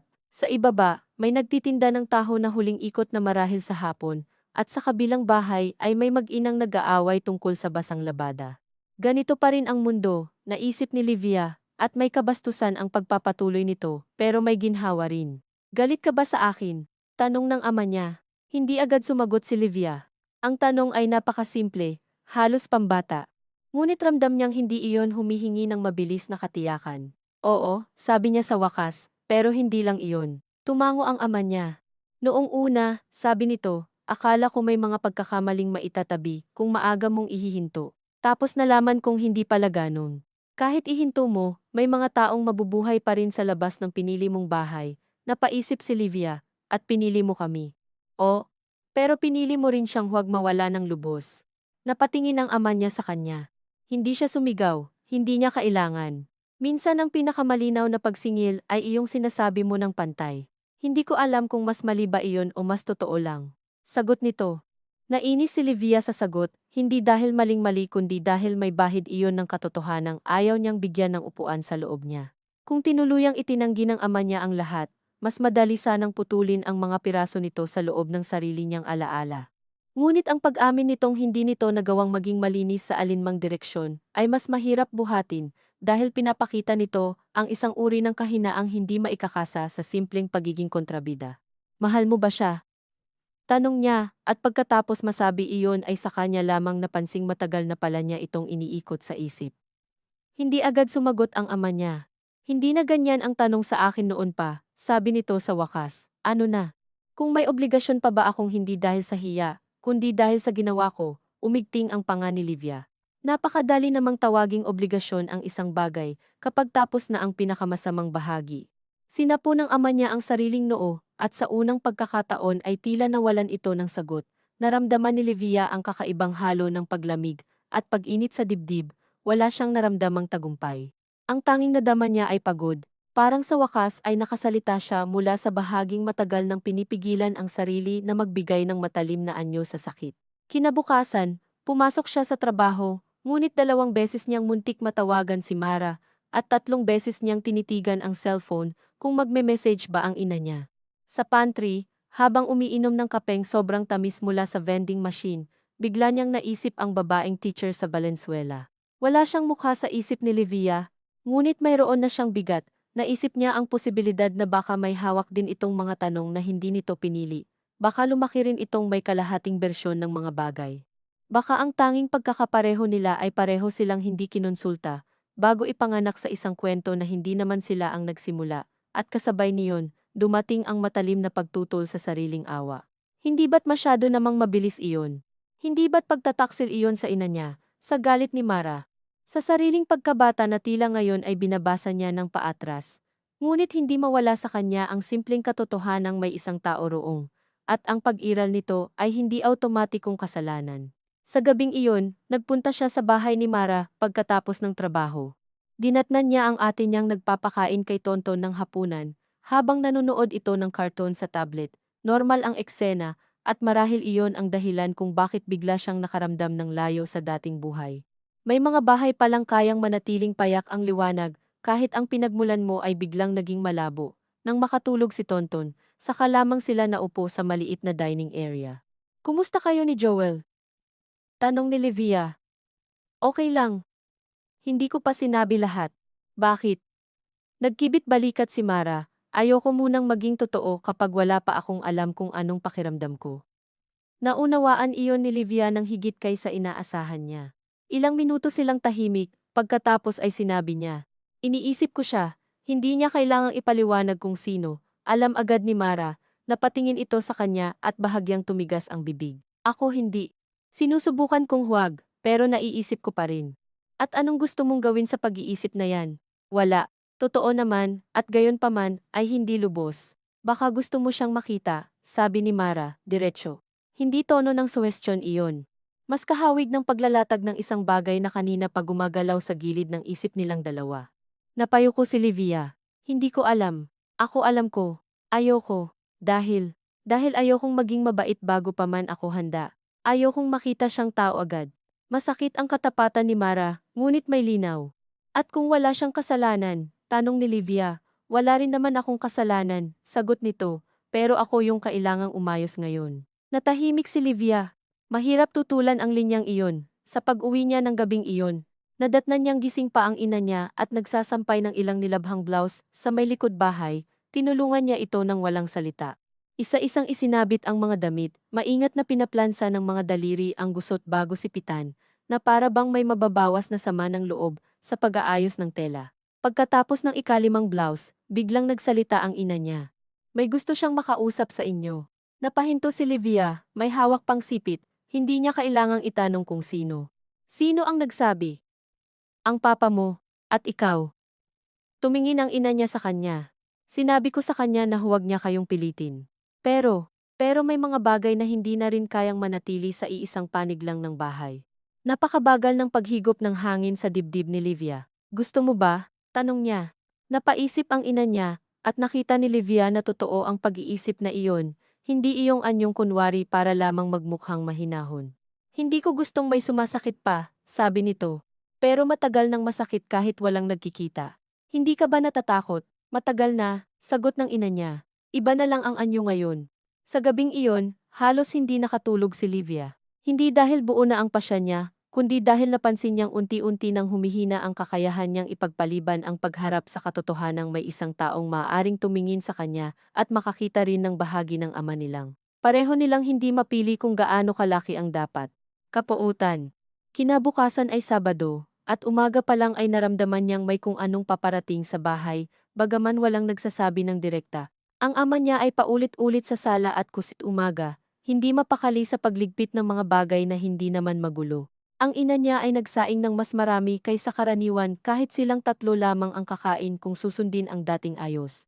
Bandang 11:00, dumating si Mara na mas tahimik kaysa mga nakaraang araw, at halos kasunod nito ay tumunog ang cellphone ng ama nila. Hindi niya sinagot sa harap nila, lumabas lamang ito sa may gate at nanatili roon ng ilang minuto. Nang bumalik, ibang kulay ang mukha nito, hindi putla, hindi maputok, ngunit may anyo ng isang taong alam na hindi na niya kontrolado ang susunod na oras. Hindi siya tutuloy ngayon, sabi nito. Walang huminga ng maluwag, bagaman maaaring iyon dapat ang unang reaksyon. Bakit? Tanong ni Mara. Ayaw niyang dumating nang hindi kayo handa, at alam niyang hindi kami handa, tanong ni Livia. Sinabi ko, tumingin si Mara sa malayo, saka tumawa ng napakababa. Mabuti naman at may konsiderasyon pala. Ngunit wala ng lakas ang sarkasmo sa dulo. Ang hindi pagdating ay hindi naging ginhawa. Sa halip, ginawa nitong mas totoo ang lahat. Ngayon, hindi na lamang ideya ang isang kapatid sa labas ng bahay. Isa na itong taong tumatangging pumasok sa espasyong, alam niyang maaari niyang guluhin, at sa mismong pagtangging iyon ay parang lalo itong naging tao sa isip ni Livia. Nag-lunch silang apat ng halos walang imik. Maya-maya, si Mara ang unang nagsalita. Anong pangalan niya? Tumingin ang ama nila sa kanya. Elena. Nagtama ang tingin ng magkapatid. Napakasimple ng pangalan. Walang bigat na dala ng kakaibang tunog. Walang kakaibang dating na magpapahintulot sa kanila na ilagay siya sa ibang uri ng kwento. Elena, parang pangalan ng kapitbahay, ng teacher sa kabilang section, ng tiyahin sa probinsya, at gusto niyang makilala kami, tanong ni Livia. Hindi niya hiningi noong una, sabi ng ama nila. Mas gusto niya raw sanang manatiling malinaw lang ang kailangan sa papeles. Pero, nabanggit ko kayo. Bakit? Sabat ni Mara. Hindi ko alam, sagot ng ama nila. At doon narinig ni Livia ang pagod sa isang lalaking matagal nang nagdesisyon at ngayon lamang napipilitang magsalita nang walang paghahanda. Siguro dahil mali na rin na parang hiwalay ang mundo ninyo sa mundong alam ko namang matagal nang magkadikit sa katotohanan.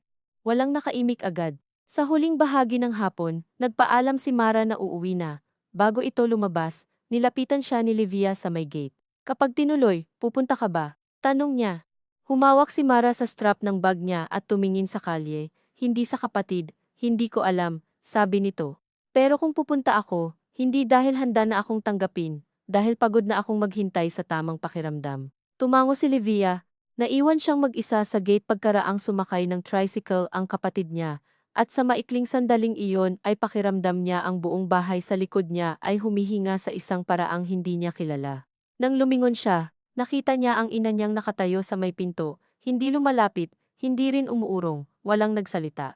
Ngunit sa pagitan nila, ramdam niya ang mabigat na pag-unawa na sa mga susunod na araw, ay may isang bagay na kailangang tumawid mula sa anyo ng lihim tungo sa anyo ng presensya. At kahit wala pa iyong nangyayari ay nagsimula na silang lahat baguhin ng paghihintay dito.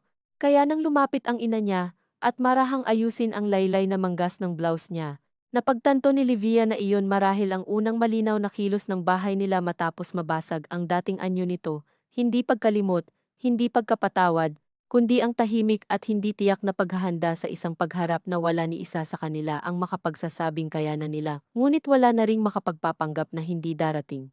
Ang susunod na araw sa paraang inaasahan ni Livia, na para bang ang mismong bahay ay nagpasiyang habaan ang pagitan ng mga oras upang pagmasdan kung gaano katagal kayang dalhin ng bawat isa ang bigat ng nalalaman nang hindi ito ibinubuhos sa kung sino ang pinakamalapit. Sa Lunes, pumasok siya sa opisina ng mas maaga at pinilit ituon ang isip sa mga numerong dati namang may kabutihang maging masunurin basta't sapat ang konsentrasyon.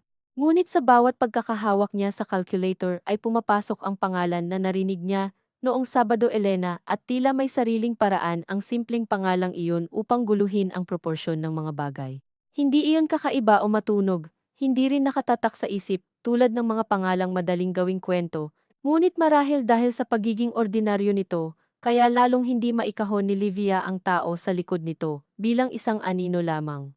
Sa pantry, habang humihigop siya ng kape at pinagmamasdan ang ulap na dumikit sa mababang bahagi ng bintana, naisip niyang marahil ito ang pinakamahirap sa lahat. Ang tanggapin na ang pinakamasakit na mga pangyayari sa pamilya ay madalas hindi dumarating bilang mga kakaibang nilalang, kundi bilang mga taong may normal na trabaho, may paboritong tinapay marahil, may rutinang pag-uwi, may mga gabing pagod, mga umagang nagmamadali, at sa simpleng pagiging ganoon nila, ay mas mahirap silang kamuhian ng buo. Nang mag-message si Mara pagkahapon, nakausap ko si Ma, baka gusto nila magkita sa Sabado. Hindi agad siya sumagot. Tinitigan niya muna ang screen. Saka inilapag ang telepono sa ibabaw ng mesa, na para bang ang ilang segundong hindi pagsagot ay makapagpapabagal sa paglapit ng desisyong matagal na palang sinisimulan ng lahat kahit wala pang nagsasabi ng direkta. Umuwi siya ng gabing iyon na may mas mabigat na balikat. At nadatnan niyang naghihiwa ng sitaw ang ina niya sa kusina, habang ang ama nila ay nasa sala, hawak ang lumang folder na kulay dilaw na kupas na sa mga kanto. Hindi niya kailangang magtanong. Sa mga bahay na matagal nang magkasama ang mga tao, may paraan ang katawan upang basahin ang paligid ng hindi gumagamit ng wika. Umupo siya at nagpalit ng tsinelas ng tahimik, ngunit bago pa siya makadiretso sa kwarto, nagsalita ang ina niya. Sabado sa hapon, sabi nito, hindi tumitingin. Kung papayag kayo, hindi ito tanong na may malayang puwang para sa pagtanggi, ngunit hindi rin ito utos. Mas malapit ito sa uri ng pahayag na ibinibigay kapag alam mong wala ka ng magandang bersyon ng pagpili na maiaalok sa mga tao. Tumingin si Livia sa ama niya. Nakaupo lang ito ng tuwid, hawak ang folder sa magkabilang kamay, na para bang kung bibitawan niya iyon ay may malalaglag pang higit sa mga papel. Dito, tanong ni Livia. Umiling ang ina niya. Sa bahay ng ninang Cora mo sa Project 8, walang tao roon sa Sabado, ipinahiram. Nagulat siya sa pangalan ng ninang niya, hindi dahil sa mali ito kundi dahil sa biglang lawak ng sakop ng lihim na ito. Kung kasali si Ninang Cora sa pag-aayos ng lugar, hanggang saan na ba umaabot ang mga taong may alam? Ngunit hindi niya na tinanong. Ramdam niyang ang tanong na iyon ay para sa ibang araw, at baka wala rin namang malinaw na sagot, sapagkat sa mga matagal ng itinatagong bagay. Laging may ilang tao sa paligid na bahagyang nakahawak sa pisi nang hindi mo alam kung gaano karami ang tunay nilang nalalaman. Sasama si ate? Tanong niya. Oo raw, sabi ng ama niya. Tumango siya, ngunit sa loob niya ay walang naayos. Sa mga sumunod na araw, naging mas maingat ang bahay sa isa't isa. Ang ama niya ay hindi na umiwas sa mga tingin ng mga anak, ngunit hindi rin ito nagkusang magsalita nang wala namang nagtatanong. Ang ina niya naman ay tila mas lumilinaw ang mga galaw. Hindi dahil gumagaan ang loob, kundi dahil marahil napagod na itong magsayang ng kilos sa mga bagay na wala namang ibinabawas sa bigat. Naghuhugas pa rin ito ng pinggan, nagsasampay, naglilista ng mga dapat bilhin sa palengke, at sa pagiging tuloy-tuloy ng mga gawaing iyon, ay lalo lamang napapansin ni Livia kung gaano karaming anyo ng katatagan ang hindi pala maingay. 2 beses siyang muntik magtanong kung ano ba talaga ang inaasahan nilang mangyari sa pagkikitang iyon. Isang paghingi ba ng tawad, isang formalidad lamang para sa papeles. Isang tangkang gawing mas malinis ang hinaharap sa pamamagitan ng paglalantad sa nakaraan. Ngunit sa bawat pagkakataong malapit ng mabuo ang tanong sa kanyang bibig, sumasagi ang takot na baka sa oras na tanungin niya ng malinaw, obligado na rin siyang tanggapin ang anumang malinaw na sagot. Huwebes ng gabi, tinawagan siya ni Mara habang nasa jeep pauwi. Gusto ko lang marinig kung may balak kang umatras, sabi agad nito. Sa tono na tila biro, ngunit halatang hindi. Wala akong balak, sagot ni Livia, hindi ibig sabihin gusto ko. Pareho tayo. Umungol ang jeep sa lubak at napahawak si Livia sa sandalan ng upuan sa harap. Sa madilim na salamin ng bintana, nakita niya ang pagod niyang mukha na bahagyang humahalo sa dumaraang ilaw ng mga tindahan. Galit ka pa rin? Tanong niya. Oo, sagot ni Mara. Pero hindi na kasing linis ng dati, hindi ka agad nagsalita si Livia. Kilala niya ang ate niya. Alam niyang sa bibig nito, ang salitang malinis ay hindi papuri kundi isang uri ng pribilehiyo. Ang malinis na galit ay para sa mga sitwasyong walang bumabagabag na detalye, walang taong kailangang isaalang-alang bukod sa sarili. Anong gumulo? Tanong niya. Narinig niya ang maikling buntong hininga ni Mara. Napanaginipan ko si makagabi. Bata pa siya. Hindi ko alam kung bakit ganon sa panaginip pero parang dalaga lang siya. Tapos nakaupo sa tapat ng gate ni na Lola.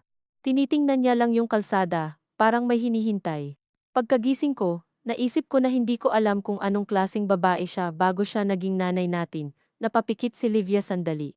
Hindi rin natin alam si Papa, bago siya naging Papa. Oo nga, sabi ni Mara, at may pait pa rin ngunit hindi na matalim, pero siya pa rin ang gumawa. Alam ko, minsan naiinis ako sa'yo kasi parang lagi kang handang umunawa. Bahagyang natawa si Livia, hindi sa saya, hindi ako handa. Madalas nadadala lang ako sa pagod. Sa kabilang linya, napatahimik si Mara, at sa katahimikang iyon ay may bahagyang paglambot. Basta huwag mo akong iiwan doon, sabi nito sa wakas. Parang gusto kong tumakbo pero ayokong ako lang ang tumatakbo. Hindi kita iiwan, sagot ni Livia, at sa simpleng pangakong iyon ay nakaramdam siya ng kaunting tibay.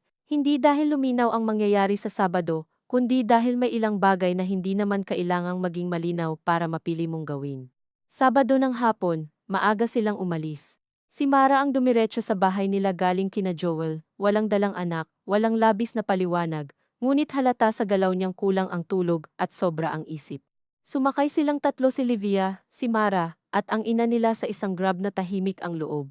Ang ama nila ay nauna raw upang tiyaking bukas ang bahay ni Ninang Cora at maayos ang mga silya sa sala, at sa simpleng pagkakahiwalay na iyon sa biyahe, ay may bahagyang ginhawa para kay Livia. Hindi pa niya kayang itabi sa iisang sasakyan ang lahat ng anyo ng problemang ito. Umuulan ng pino, iyong tipong hindi ka basta mababasa kung magmamadali ka ngunit sapat para mangamoy ang semento at mapabagal ang trapiko. Si Mara ay nakatingin lang sa labas, pinapanood ang mga karatulang nalalagpasan nila, habang ang ina nila ay may hawak na panyo sa kandungan, hindi naman pinupunasan ang mukha. Pinapatong lamang ang kamay dito na para bang kailangan ng palad nito ng maliit na bagay na masasandalan. Naisa na ni Livia na humawak sa balikat ng ina niya, o kaya'y abutin ang kamay ni Mara, ngunit walang kilos na naramdaman niyang sapat na hindi magiging sobra. Sa mga sandaling tulad nito, naisip niya, ang pag-ibig sa loob ng pamilya ay madalas hindi kakulangan ng damdamin, kundi kakulangan ng tamang anyo. Pagdating nila sa bahay ni Ninang Cora, sinalubong sila ng katahimikang iba sa katahimikan sa sarili nilang bahay.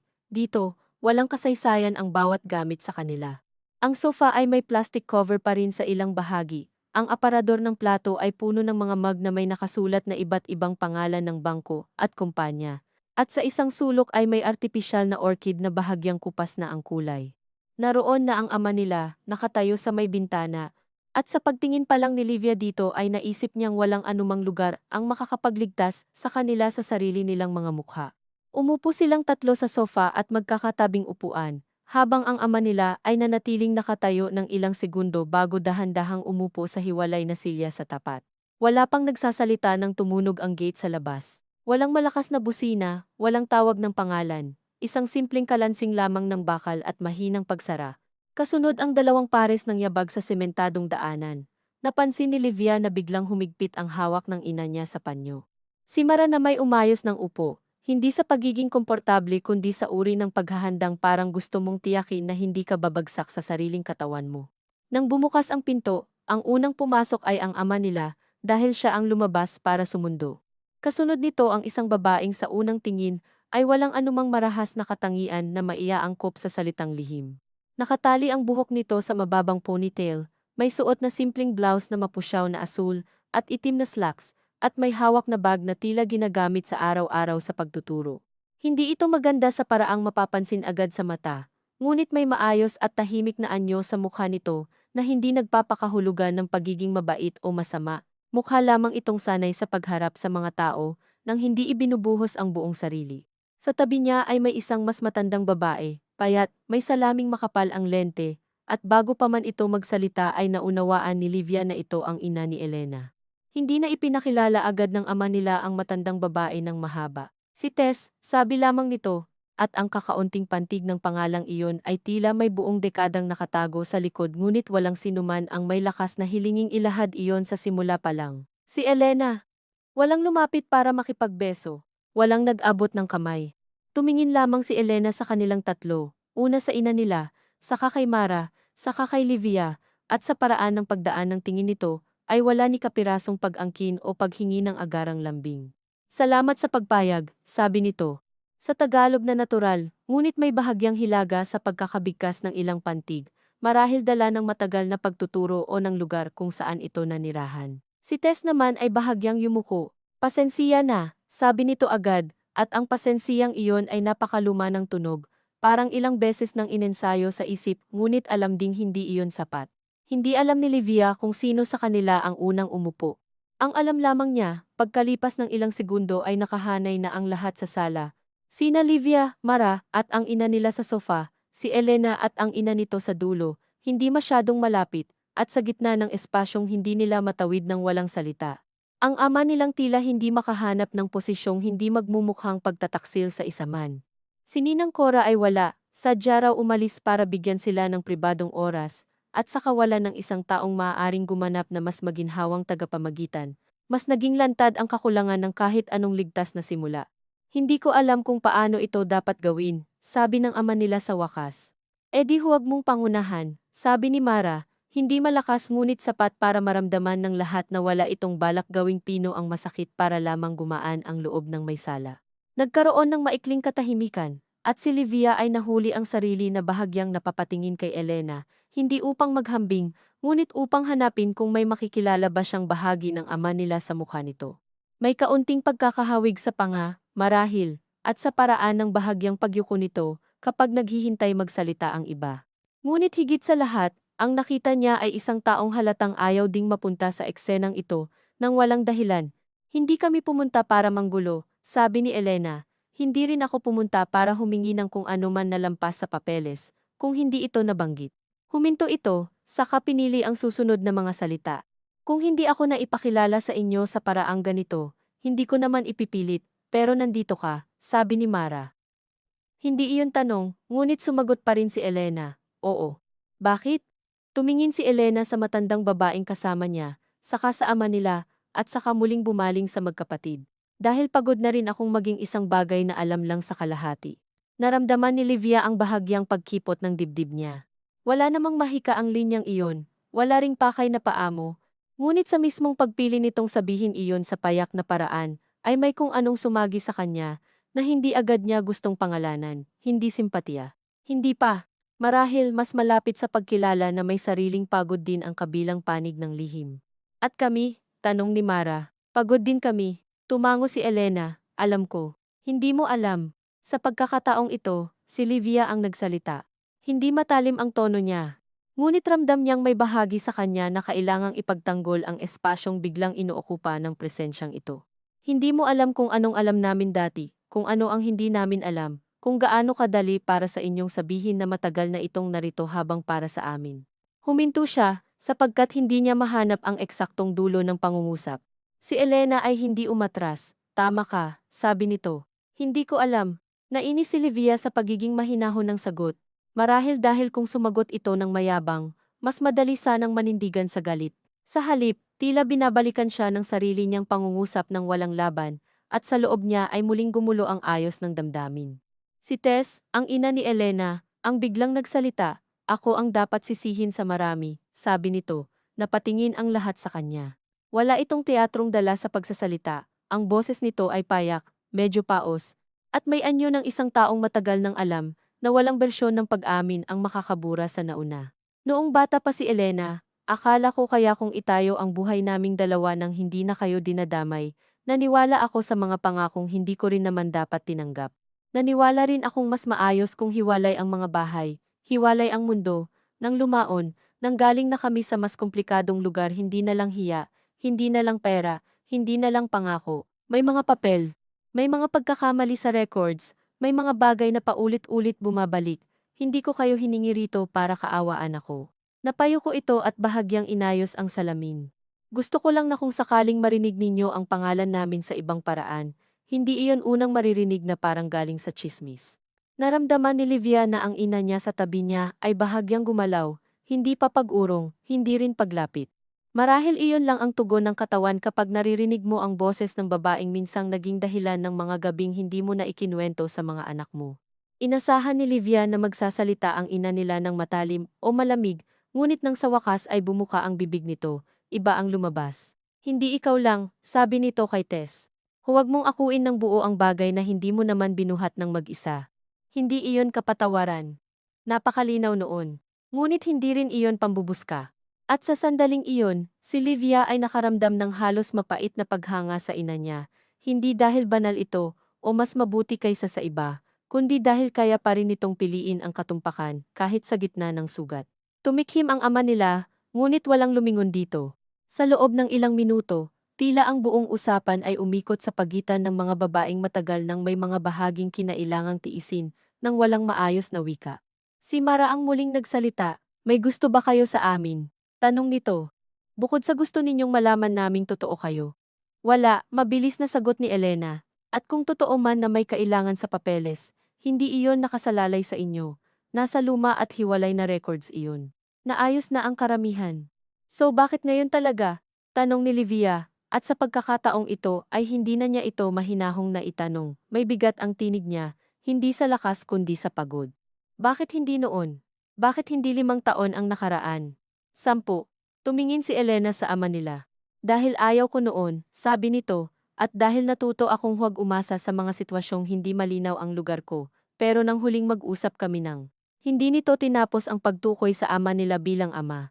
Nang huling mag-usap kami, naisip ko na baka mas masahol kung habang buhay kaming iiral sa gilid ng kwento ninyo ng walang mukha, hindi para maging parte ng pamilya.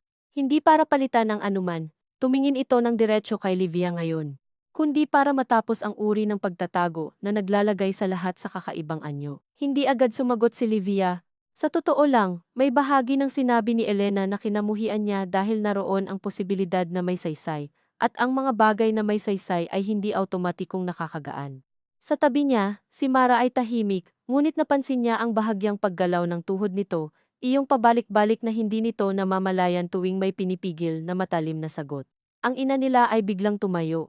Lahat ay napatingin dito, ngunit walang dramatikong nangyari. Lumakad lamang ito patungo sa kusina ng bahay ni Ninang Cora, nagbukas ng pitsel, at nagsalin ng tubig sa isang baso. Bumalik ito sa sala na may hawak na baso at inilapag iyon sa harap ni Tess, na hindi pa halos umiinom mula nang dumating. Uminom ka, sabi nito. Muli, si Livia ay nakaramdam ng kakaibang pag-urong ng mundo sa simpleng kilos na iyon. Hindi dahil dakila ito kundi dahil napakalapit sa ordinaryo. Ganito nagiging mas mahirap ang mga sugat sa pamilya. Sa gitna ng mga bagay na dapat ikagalit, may mga simpleng galaw pa ring hindi mo mapigilan dahil mas matanda at mas nakatanim ang pagtingin mo sa kapwa bilang tao kaysa sa pagnanais mong gawing malinaw ang panig ng tama. Umabot hanggang alas 5 ang pag-uusap, ngunit hindi iyon tuloy-tuloy na pagbubuhos ng matataas na emosyon. Sa halip, pira-piraso itong gumalaw. May mga sandaling nagsasalita si Tess tungkol sa mga maling dokumento at kung paanong minsang kailangang ilagay ang apelido ng isang tao sa ibang pwesto upang magtugma sa hinihingi ng mga opisina. May mga sandaling si Elena ay sumasagot lamang ng oo o hindi sa tanong ni Mara kung alam ba niya na may 2 anak ang ama nila, kung ilang beses ba niya itong nakita noong bata pa siya, kung sinabihan ba siyang huwag umasa ng higit. May mga sandaling ang ama nila ay nagtatangkang magpaliwanag ngunit nahuhuli ng sariling kakulangan sa gitna ng pangungusap. At may mga sandaling ang ina nila ay hindi nagsasalita, ngunit sa bawat hindi nito pagsingit, ay para bang lalo niyang ipinapakitang alam niya ng matagal na walang sapat na paliwanag para sa mga taong napagkaitan ng pagkakataong mamili. Kung gusto nilang marinig ang totoo ng maaga o hindi. Nang tumahimik ang lahat bandang dulo, si Livia ang nakapansin na umaambon muli sa labas. May maliliit na patak sa grills ng bintana. At sa panandaliang paglingon niya roon ay nakahinga siya ng mas maluwag kaysa noong pumasok sila. Hindi dahil gumaan ang lahat, sa katunayan, maaring mas mabigat pa nga. Ngunit may kakaibang pagod na pumalit sa matinis na takot ng mga naunang araw. At ang pagod na iyon, bagaman hindi mabuti, ay may kaunting katapatan. Hindi na lamang sila humaharap sa anino, may mga mukha na ngayon, mga boses, mga maliit na kilos, mga sagot na kulang pero tao. Hindi ko alam kung gusto ko pa kayong makita ulit, sabi ni Mara sa bandang huli. Walang umimik agad. Pero ayoko ring bumalik sa dati, na parang wala kayong pangalan. Tumango si Elena. Sapat na yon sa ngayon. At sa narinig niyang tugon na iyon, napatingin si Livia sa kanya ng mas buo. Walang paghingi ng tawad na sobra. Walang pagtatangkang maging kapamilya sa isang upuan.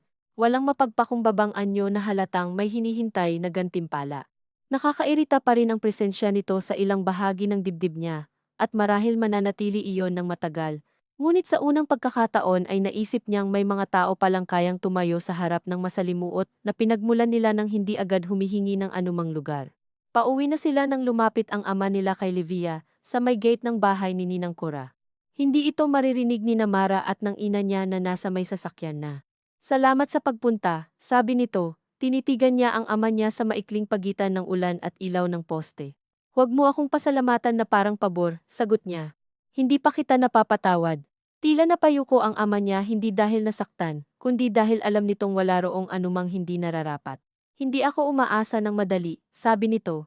Sa sasakyang pauwi, si Mara ay nakasandal sa bintana at nakapikit. Ang ina nila naman ay hawak pa rin ang parehong panyo, ngunit ngayon ay nakalagay lamang iyon sa kandungan. Hindi na parang mahigpit na sandata. Anong pakiramdam mo? Tanong ni Livia kay Mara ng mahina. Hindi agad ito sumagot. Nang magsalita, mababa ang boses at wala ng talim. Pagod. Ikaw? Tiningnan ni Livia ang mga ilaw sa labas, ang mga basang karatula, ang mga taong nagmamadaling tumawid sa ulan na para bang walang pamilyang unti-unting binabago ang anyo sa loob ng sasakyang iyon. Parang may nawala ulit, sabi niya, pero may tumigil ding magmulto. Walang nagsabi kung tama o mali ang paglalarawan niyang iyon. Pagdating sa bahay, walang nagkaroon ng ganang maghapunan agad. Nagpalit lang ng damit ang lahat at naupo sa kani-kaniyang bahagi ng katahimikan. Bandang 10:00, nadatna ni Livia ang ina niya sa kusina, nakasandal sa lababo at nakatingin sa bintana sa likod bahay. "Okay ka lang?" tanong niya. Ngumiti ng kaunti ang ina niya. Iyong ngiting pagod na mas totoo kaysa sa mga ngiti nitong pilit noong mga unang araw. "Hindi," sabi nito. Pero mas malinaw. Tumabi si Livia sa kanya. Sa labas, tumutulo pa mula sa bubong ang huling ulan. "Nakita mo ba siya dati?" tanong niya, at alam niyang ang tinutukoy niya ngayon ay si Elena. Tumango ang ina niya. "Noong bata pa, tapos isang beses noong mas matanda na siya. Hindi ko kinausap noon." "Bakit ngayon?" napaisip ang ina niya. "Dahil dati. Ang gusto ko lang ay manatiling hindi pumapasok sa buhay ko ang kahit ano sa kabilang bahay. Pero sa totoo lang, nasa buhay ko na rin naman siya noon pa, hindi ko lang binibigyan ng mukha." Nakakapagod ding mang-away sa isang bagay na puro hugis lang sa isip. Naisip ni Livia na marahil ito ang isa sa mga hindi kailanman itinuturo sa mga anak, na ang pagtanda ay hindi automatikong paglinaw ng tama at mali, kundi madalas ay ang pagkakaroon lamang ng mas matagal na pasensya, para buhatin ang mga bagay na hindi mo kayang ipuwesto ng maayos. "Ayaw mo ba sanang sumigaw kanina?" tanong niya, halos pabulong. Bahagyang natawa ang ina niya, unang tunog ng halos totoong tawa mula nang mabuksan ang lahat. "Noong mas bata ako, oo, ngayon, pagod na ako sa mga sigaw na ako rin ang magliligpit pagkatapos."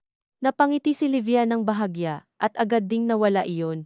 Hindi dahil nasaktan siya, kundi dahil sa wakas ay may maliit na bahagi ng ina niyang nakita niya hindi bilang papel sa loob ng pamilya, kundi bilang isang buong tao na may sariling paraan ng pagpili kung saan gugugulin ang natitira niyang lakas. Kinabukasan, dumating si Mara nang hindi nag-abiso at may dalang sopas para sa tanghalian. Kumain silang apat sa bahay, at bagaman hindi bumalik ang dati, hindi rin sila nakaupo sa parehong basag na katahimikan ng unang pag-amin. May mga bagong puwang na hindi pa alam punan. Minsan, napapatingin si Livia sa ama niya, at naaalala ang pagkakahawig ng panga nito kay Elena, at agad siyang inis na marunong palang pumili ng ganoong detalye ang mata niya. Minsan naman, nakikita niyang tahimik si Mara at alam niyang hindi ibig sabihing umaayos na ang loob nito, marahil kabaligtaran pa nga, dahil may mga sama ng loob na tumitino ang porma habang lalong lumalalim. Ngunit may kung anong nagbago sa pagitan nilang magkakapatid matapos ang Sabado, habang naghuhugas sila ng plato ng hapon. Sinabi ni Mara, "Hindi ko pa rin siya kayang tawaging kapatid." "Hindi naman kailangan ngayon," sagot ni Livia. "Ikaw ba?" tanong ni Mara. Huminto si Livia sa pagpupunas ng baso. "Hindi ko rin alam," parang mabigat ang salita. "Oo," sabi ni Mara. "Parang kailangan munang tirhan." Napatingin si Livia sa kapatid niya, at sa unang pagkakataon mula nang magsimula ang lahat, naramdaman niyang hindi na lamang sila sabay na nagugulat. Sabay na rin nilang binubuo ang wikang kakailanganin nila para mabuhay sa bagong ayos ng pamilya nilang hindi pa pamilya ulit at marahil hindi na kailanman magiging katulad ng dati. Ilang araw pa ang lumipas na walang bagong pangyayari, ngunit ang kawalan ng bago ay hindi pagbabalik ng dati. Mas tahimik ang ama nila, hindi sa paraang umiiwas kundi sa paraang tila natututo itong huwag punuin agad ng paliwanag ang mga puwang na siya rin naman ang lumikha. Ang ina nila ay minsang napapaupo ng matagal sa sala matapos magwalis, at hindi na ito agad tumatayo kapag may gustong kunin ang iba. Tila may maliit na paghihiganti itong natutunan, laban sa mga dekadang palagi siyang unang kikilos para pagaanin ang bahay. At si Livia, sa sarili niyang pagkagulat, ay minsan nang nahuli ang sarili na iniisip kung paano kaya ang classroom ni Elena, kung strikto ba ito sa mga estudyante, kung mas mabilis bang uminit ang ulo nito kapag maingay ang mga bata, at sa bawat ganitong kaisipan ay napapatigil siya. Hindi dahil bawal kundi dahil pakiramdam niya ay parang may tinatawid siyang hangganan na wala pang malinaw na pahintulot mula sa loob niya. Isang gabi, habang isinasara niya ang aparador ng mga tuwalya matapos magtiklop ng nilabhan, napansin niyang ibinalik ng ina niya ang dating paraan ng pagtupi tatlong pantay na bahagi, saka isang pahabang bagsak na parang may panuntunang matagal nang natatandaan ng tela. Hinawakan niya ang isang tuwalya at inayos ang gilid nito, at sa simpleng sandaling iyon ay may dumating na damdaming hindi ginhawa at hindi rin lubos na lungkot. Mas malapit marahil sa pagkilala na ang mga bagay ay maaari palang bumalik ang anyo nang hindi na bumabalik ang kahulugan. Nang magsara siya ng aparador, Narinig niya ang ama niyang tumawag mula sa sala, "Liv, may tsaa rito kung gusto mo."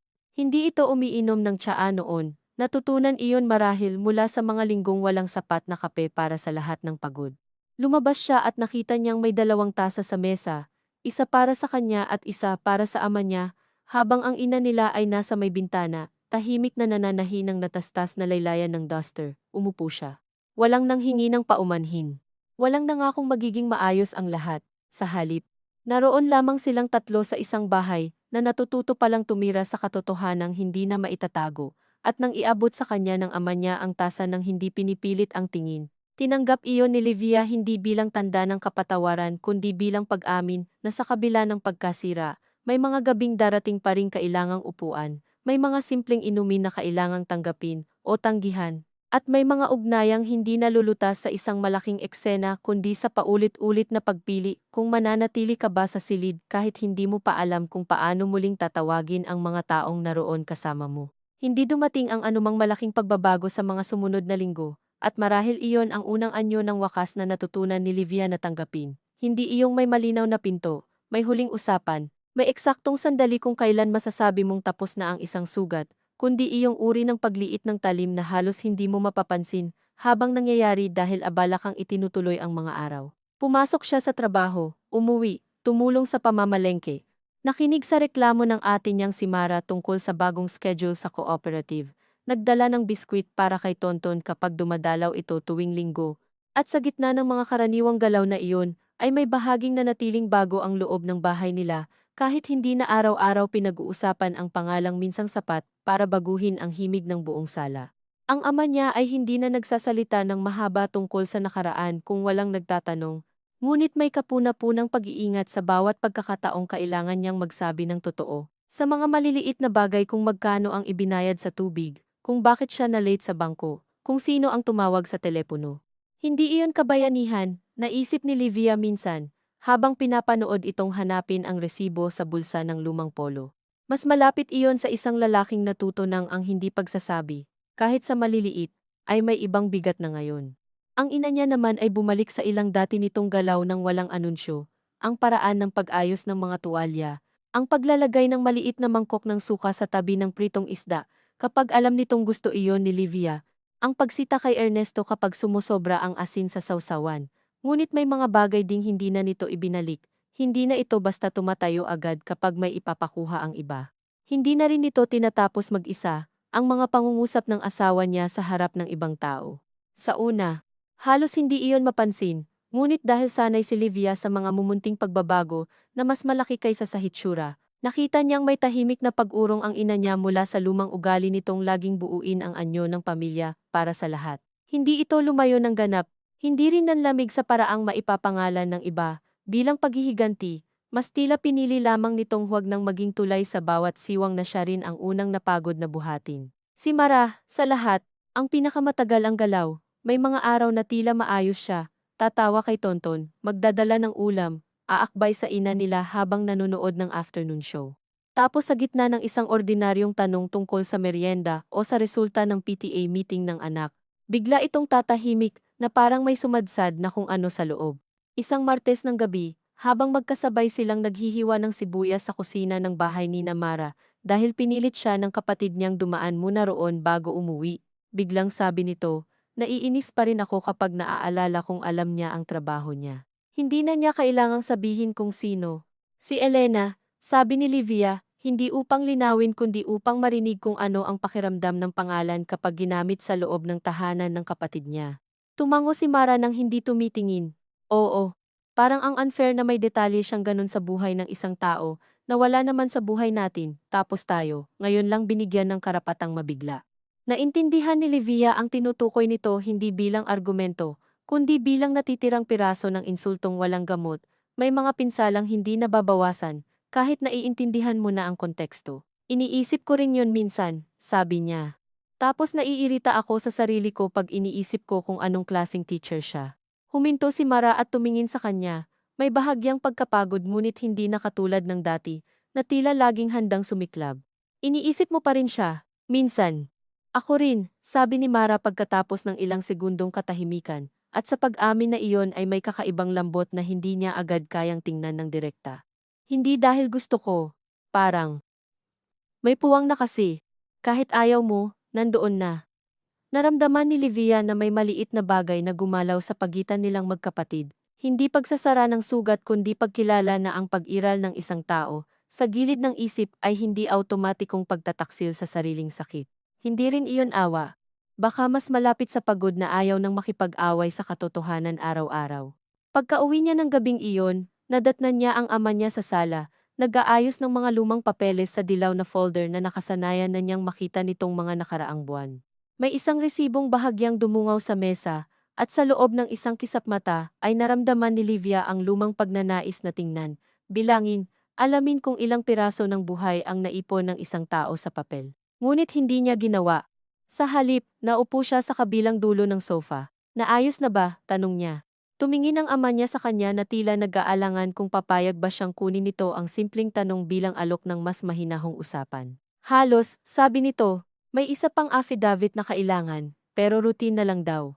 Tumango siya. Ilang buwan na ang lumipas mula ng unang masabi ang lihim, at sa kabila ng lahat. Hindi pa rin sanay ang katawan niya sa pakikipag-usap sa ama niya tungkol sa anumang konektado roon nang hindi naninikip ang sikmura. Kinausap ka ba niya ulit? Tanong niya. Alam na ng pareho nilang si Elena ang tinutukoy. Oo, sabi ng ama niya. Tungkol lang sa schedule ng pagpirma. Huminto ito, saka idinagdag, hindi ako nagsabi ng iba. Napatingin si Livia sa gilid ng folder. May kung anong nais siyang itanong kung gusto ba nito minsang kumain kasama si Elena.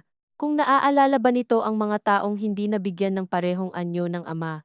Kung may mga gabing iniisip ba nitong pwede sanang pumili ng mas maaga at mas malinaw. Ngunit naramdaman niyang ang mga tanong na iyon ay hindi pa para sa gabing ito. Sa halip ay sinabi niya, mabuti. Napakaliit ng sagot, ngunit napansin niyang sa mukha ng ama niya ay may bahagyang pagluwag, at agad rin siyang nakaramdam ng inis sa sarili, dahil hindi pa rin niya mapigil ang reaksyon ng katawan sa kahit kaunting ginhawang na ibibigay sa isang taong, siya rin namang naging dahilan ng maraming hirap sa bahay na ito. Hindi automatikong moral, naisip niya, ang paggalaw ng pag-aalaga. Minsan mas nauna lang ito kaysa sa galit, o sabay silang nabubuhay sa iisang puwang at kapwa nakakabawas ng lakas.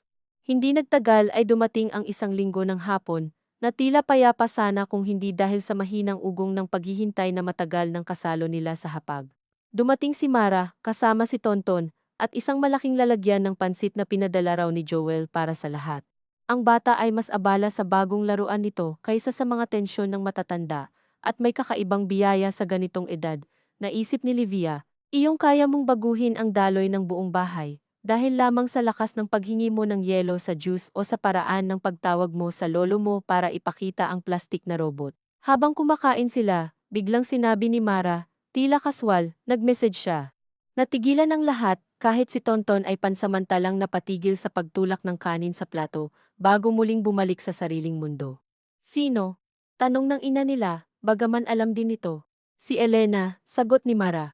Wala sa tono nito ang dating talim. Mas malapit ito sa pagtataka sa sarili. Sabi lang niya, salamat daw sa pagpunta noon, at kung okay lang, may ibabalik siyang lumang litrato na aksidenteng napunta sa folder na dala ni Papa. Nandoon daw si Ma sa background sa isang birthday noon. Hindi niya sure kung gusto nating kunin. Naramdaman ni Livia ang banayad, ngunit malinaw na pagbabago sa paligid, hindi dahil sa bigat ng mensahe kung tutuusin. Payak lamang iyon kundi dahil iyon na marahil ang unang pagkakataong may direktang bagay na dumating mula kay Elena, patungo sa kanila, nang hindi na dumaraan bilang problema o paliwanag mula sa ama nila. Anong sinabi mo? Tanong niya kay Mara. Wala pa. Bakit sa'yo nag-send? Hindi naman niya sinadya ang tunog ng tanong na iyon, ngunit agad niyang narinig sa sarili ang bahid ng pagiging bata, ang dating ugali ng magkapatid na sukatin kung kanino unang dumarating ang anumang mahalaga. Sa halip na mainis, bahagyang napangiti si Mara. Hindi ko alam, baka dahil ako ang may number na nakita niya noong araw na yun. O baka akala niya mas matapang ako. Tumawa ng mahinahon ang ina nila, unang magaan na tunog na hindi pilit sa mahabang panahon.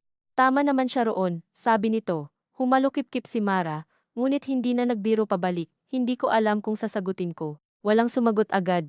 Si Livia ay nakatingin sa platong may natitirang pansit, at naisip niyang napakadalas pala ng tunay na mga desisyon sa pamilya na dumarating hindi sa anyo ng malalaking deklarasyon kundi sa maliliit na mensahe, lumang litrato, at mga sagot na pwedeng ipagpaliban ng isang oras o isang araw ngunit hindi habang buhay.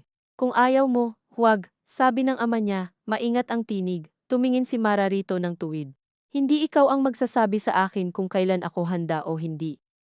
Hindi ko sinasadya, alam ko, huminga siya ng malalim. Ang sinasabi ko lang, huwag mo nang i-manage ang bilis naming lahat. Natahimik si Ernesto. Hindi ito nasaktan sa paraang maririnig, ngunit sa mukha nito ay may bakas ng pagkaunawa na ang ganitong mga pangungusap ang kabayaran ng mga taong matagal na ring nagtakda ng bilis ng katotohanang nararating ng iba. Kinagabihan, nang makaalis na sina Mara at Tonton, lumapit ang ina ni Livia sa aparador sa sala, at may kinuhang maliit na plastic envelope mula sa likod ng mga lumang magazine. Ito ang sinasabi niya siguro, sabi nito, akala ko nawala na. Binuksan nito ang envelope at inilabas ang isang lumang litrato na bahagyang naninilaw na ang mga gilid. Birthday sa covered court, halatang mula pa sa panahon ng disposable camera at murang photo print. May mga batang nakapalibot sa cake, may mga monoblock chair sa likod, may mga inang may hawak na plato. At sa gawing kanan ng frame, bahagya at hindi sentro, naroon ang isang mas batang bersyon ng ina nila na nakadress na may maliliit na bulaklak at hawak ang kamay ni Mara na mga 7 o 8 taong gulang marahil. Sa malayo, malabo ngunit malinaw pa rin para kilalanin, may isa pang batang babae na nakatayo malapit sa isang babaeng sa tingin ni Livia ay si Tess. Wala siyang espesyal na marka sa larawan, walang araw ng kapalaran na magtuturo kung sino siya sa unang tingin. Ngunit nang muling tumingin si Livia ay alam na niya. Siya yan, mahina niyang tanong. Tumango ang ama niya, walang nag-agawan sa litrato. Pinagpasapasahan lamang nila iyon ng may pag-iingat na para bang manipis ang papel hindi dahil luma kundi dahil sa mga bagong kahulugang karga nito. Nang mapunta sa kanya, tinitigan ni Livia ang batang hindi niya naman talaga kilala at sinubukang alalahanin kung may anumang naramdaman ba siya sa birthday na iyon. May batang nakasalubong. May tinging tumagal ng kaunti, may kung anong hindi maipaliwanag, wala siyang maalala. At marahil iyon ang pinakamasakit at pinakamatapat sa lahat, na ang napakaraming mahahalagang bagay sa buhay ay nangyayari nang wala kang anumang nararamdamang babala habang nangyayari. Sagutin mo siya, sabi ng ina niya kay Mara kinabukasan nang muli itong dumaan para kunin ang litrato, kahit hindi pa mahaba. Bakit? Tanong ni Mara. Dahil minsan, mas lumalaki ang bigat kapag walang anyo. Sagot nito. Tumingin si Mara kay Livia na para bang naghahanap ng kakampi o pasya, ngunit ang naibigay lamang ni Livia ay isang maliit na tango. Hindi siya sigurado kung iyon ba ay payo, pahintulot, o pagod lamang sa patuloy na paghihintay. Sa huli, nakita niyang nag-type si Mara ng maikling sagot sa telepono habang nasa sala. Salamat, pwede mong ipadala kay Papa o idaan sa bahay paghanda na. Hindi ko pa alam kung kailan ako makakausap ng maayos, pero salamat sa pagsabi, wala nang dagdag. Ngunit nang mabasa ni Livia ang mensahe, naramdaman niya na may isang manipis na hiblang tumawid mula sa gilid ng kanilang buhay papasok sa liwanag, hindi sapat para matawag na ugnayan, ngunit sapat para hindi na lamang puro hulma ng lihim ang kabilang dulo. Lumipas pa ang mga buwan. Naging mas madalang ang pagbanggit kay Elena, ngunit hindi dahil ibinaon siya pabalik sa katahimikan. Sa halip, unti-unti siyang naging isa sa mga pangalang naroon sa paligid ng pamilya ng walang pang-araw-araw na pag-angkin. Minsan mababanggit sa usapan sa papeles, minsan sa isang text na pinasa ng ama nila, minsan sa pagtanong ng ina niya kung naibalik na ba ang isa pang lumang larawan. Hindi pa rin siya pinupuntahan ni Livia o Mara, hindi rin sila naging mahilig mag-usap. Ngunit minsan, sa gabi, nahuhuli ni Livia ang sarili na hindi na agad sumisikip ang dibdib kapag naririnig ang pangalan nito. May lungkot pa rin, may hiya pa rin, may natitirang pait, ngunit hindi na iyon kasing talas ng unang buwan. At higit sa lahat, mas maliwanag na sa kanya ang anyo ng sariling pamilya, hindi buo sa dating kahulugan, hindi rin ganap na wasak, kundi iyong uri ng pamilya na natutong mabuhay, na may nakalantad na bitak, at sa halip na takpan iyon ng tela o katahimikan. Dahan-dahan lamang binabago ang paraan ng paghawak sa isa't isa, para hindi laging doon sumabit ang kamay. Isang hapon sa Disyembre, habang nag-aayos sila ng mga ilaw na ikakabit sa may bintana, para sa Pasko, napansin ni Livia na hindi gaanong maingay ang bahay ngunit hindi na rin mabigat ang katahimikan. Si Tonton ay nasa sahig, abala sa paggawa ng bahay-bahayan mula sa kahon ng parol. Si Mara ay nasa hagdan, hawak ang isang dulo ng ilaw at umaangal na lagi raw si Livia ang pinapapili ng pwesto kahit mas mataas naman siya. Ang ina nila ay nakatayo sa likod nila, pinupuna kung saan mas pantay tingnan ang pagkakasabit, habang ang ama nila ay nasa may pinto. May hawak na martilyo na hindi naman kailangan pero ayaw ring ilapag dahil mukhang gusto nitong maging handa sa anumang ipagawa sa kanya. Walang espesyal sa eksenang iyon, at marahil doon mismo naramdaman ni Livia ang pinakatahimik na anyo ng pagbabago. Hindi na siya naghahanap ng pagbabalik sa dati. Hindi na rin niya hinihintay ang isang huling usapan na magbibigay ng malinis na buod sa lahat. Ang meron ay ito. Ang ama niyang mananatiling may bahagi sa loob niya na hindi ganap na mapapatawad ngunit hindi na rin maitataboy bilang simpleng pinagmulan lamang ng sakit. Ang ina niyang mas malinaw na ngayon sa kanyang mga mata, bilang babaeng hindi lamang nagtiis, kundi pumili kung anong anyo ng pananatili ang kaya pa niyang dignidadin. Ang kapatid niyang si Mara na hindi man lubusang luminaw ang galit ay natutong huwag hayaang iyon lamang ang tanging wika niya, at ang pangalang Elena, na nanatiling nasa gilid ngunit hindi na parang multo, mas kahawig na ng isang katotohanang may sariling buhay, at hindi na kailangang araw-araw kalabanin, para lamang mapatunayan na nasaktan sila noon. Nang makabit na ang huling ilaw, umatras si Livia upang tingnan kung pantay ang pagkakasabit, hindi perpekto. May isang bahagi sa kanan na bahagyang mas mababa, at ang ilang bombilya ay kumikislap ng hindi sabay sa iba. Ayusin natin? Tanong ni Mara mula sa hagdan. Tiningnan ni Livia ang kabuuan. Sa likod ng mga ilaw, kita ang lumang salamin ng bintana na may bahagyang gasgas sa ibaba at ang manipis na kortinang ilang ulit na ring napalitan ng tahi sa isang gilid.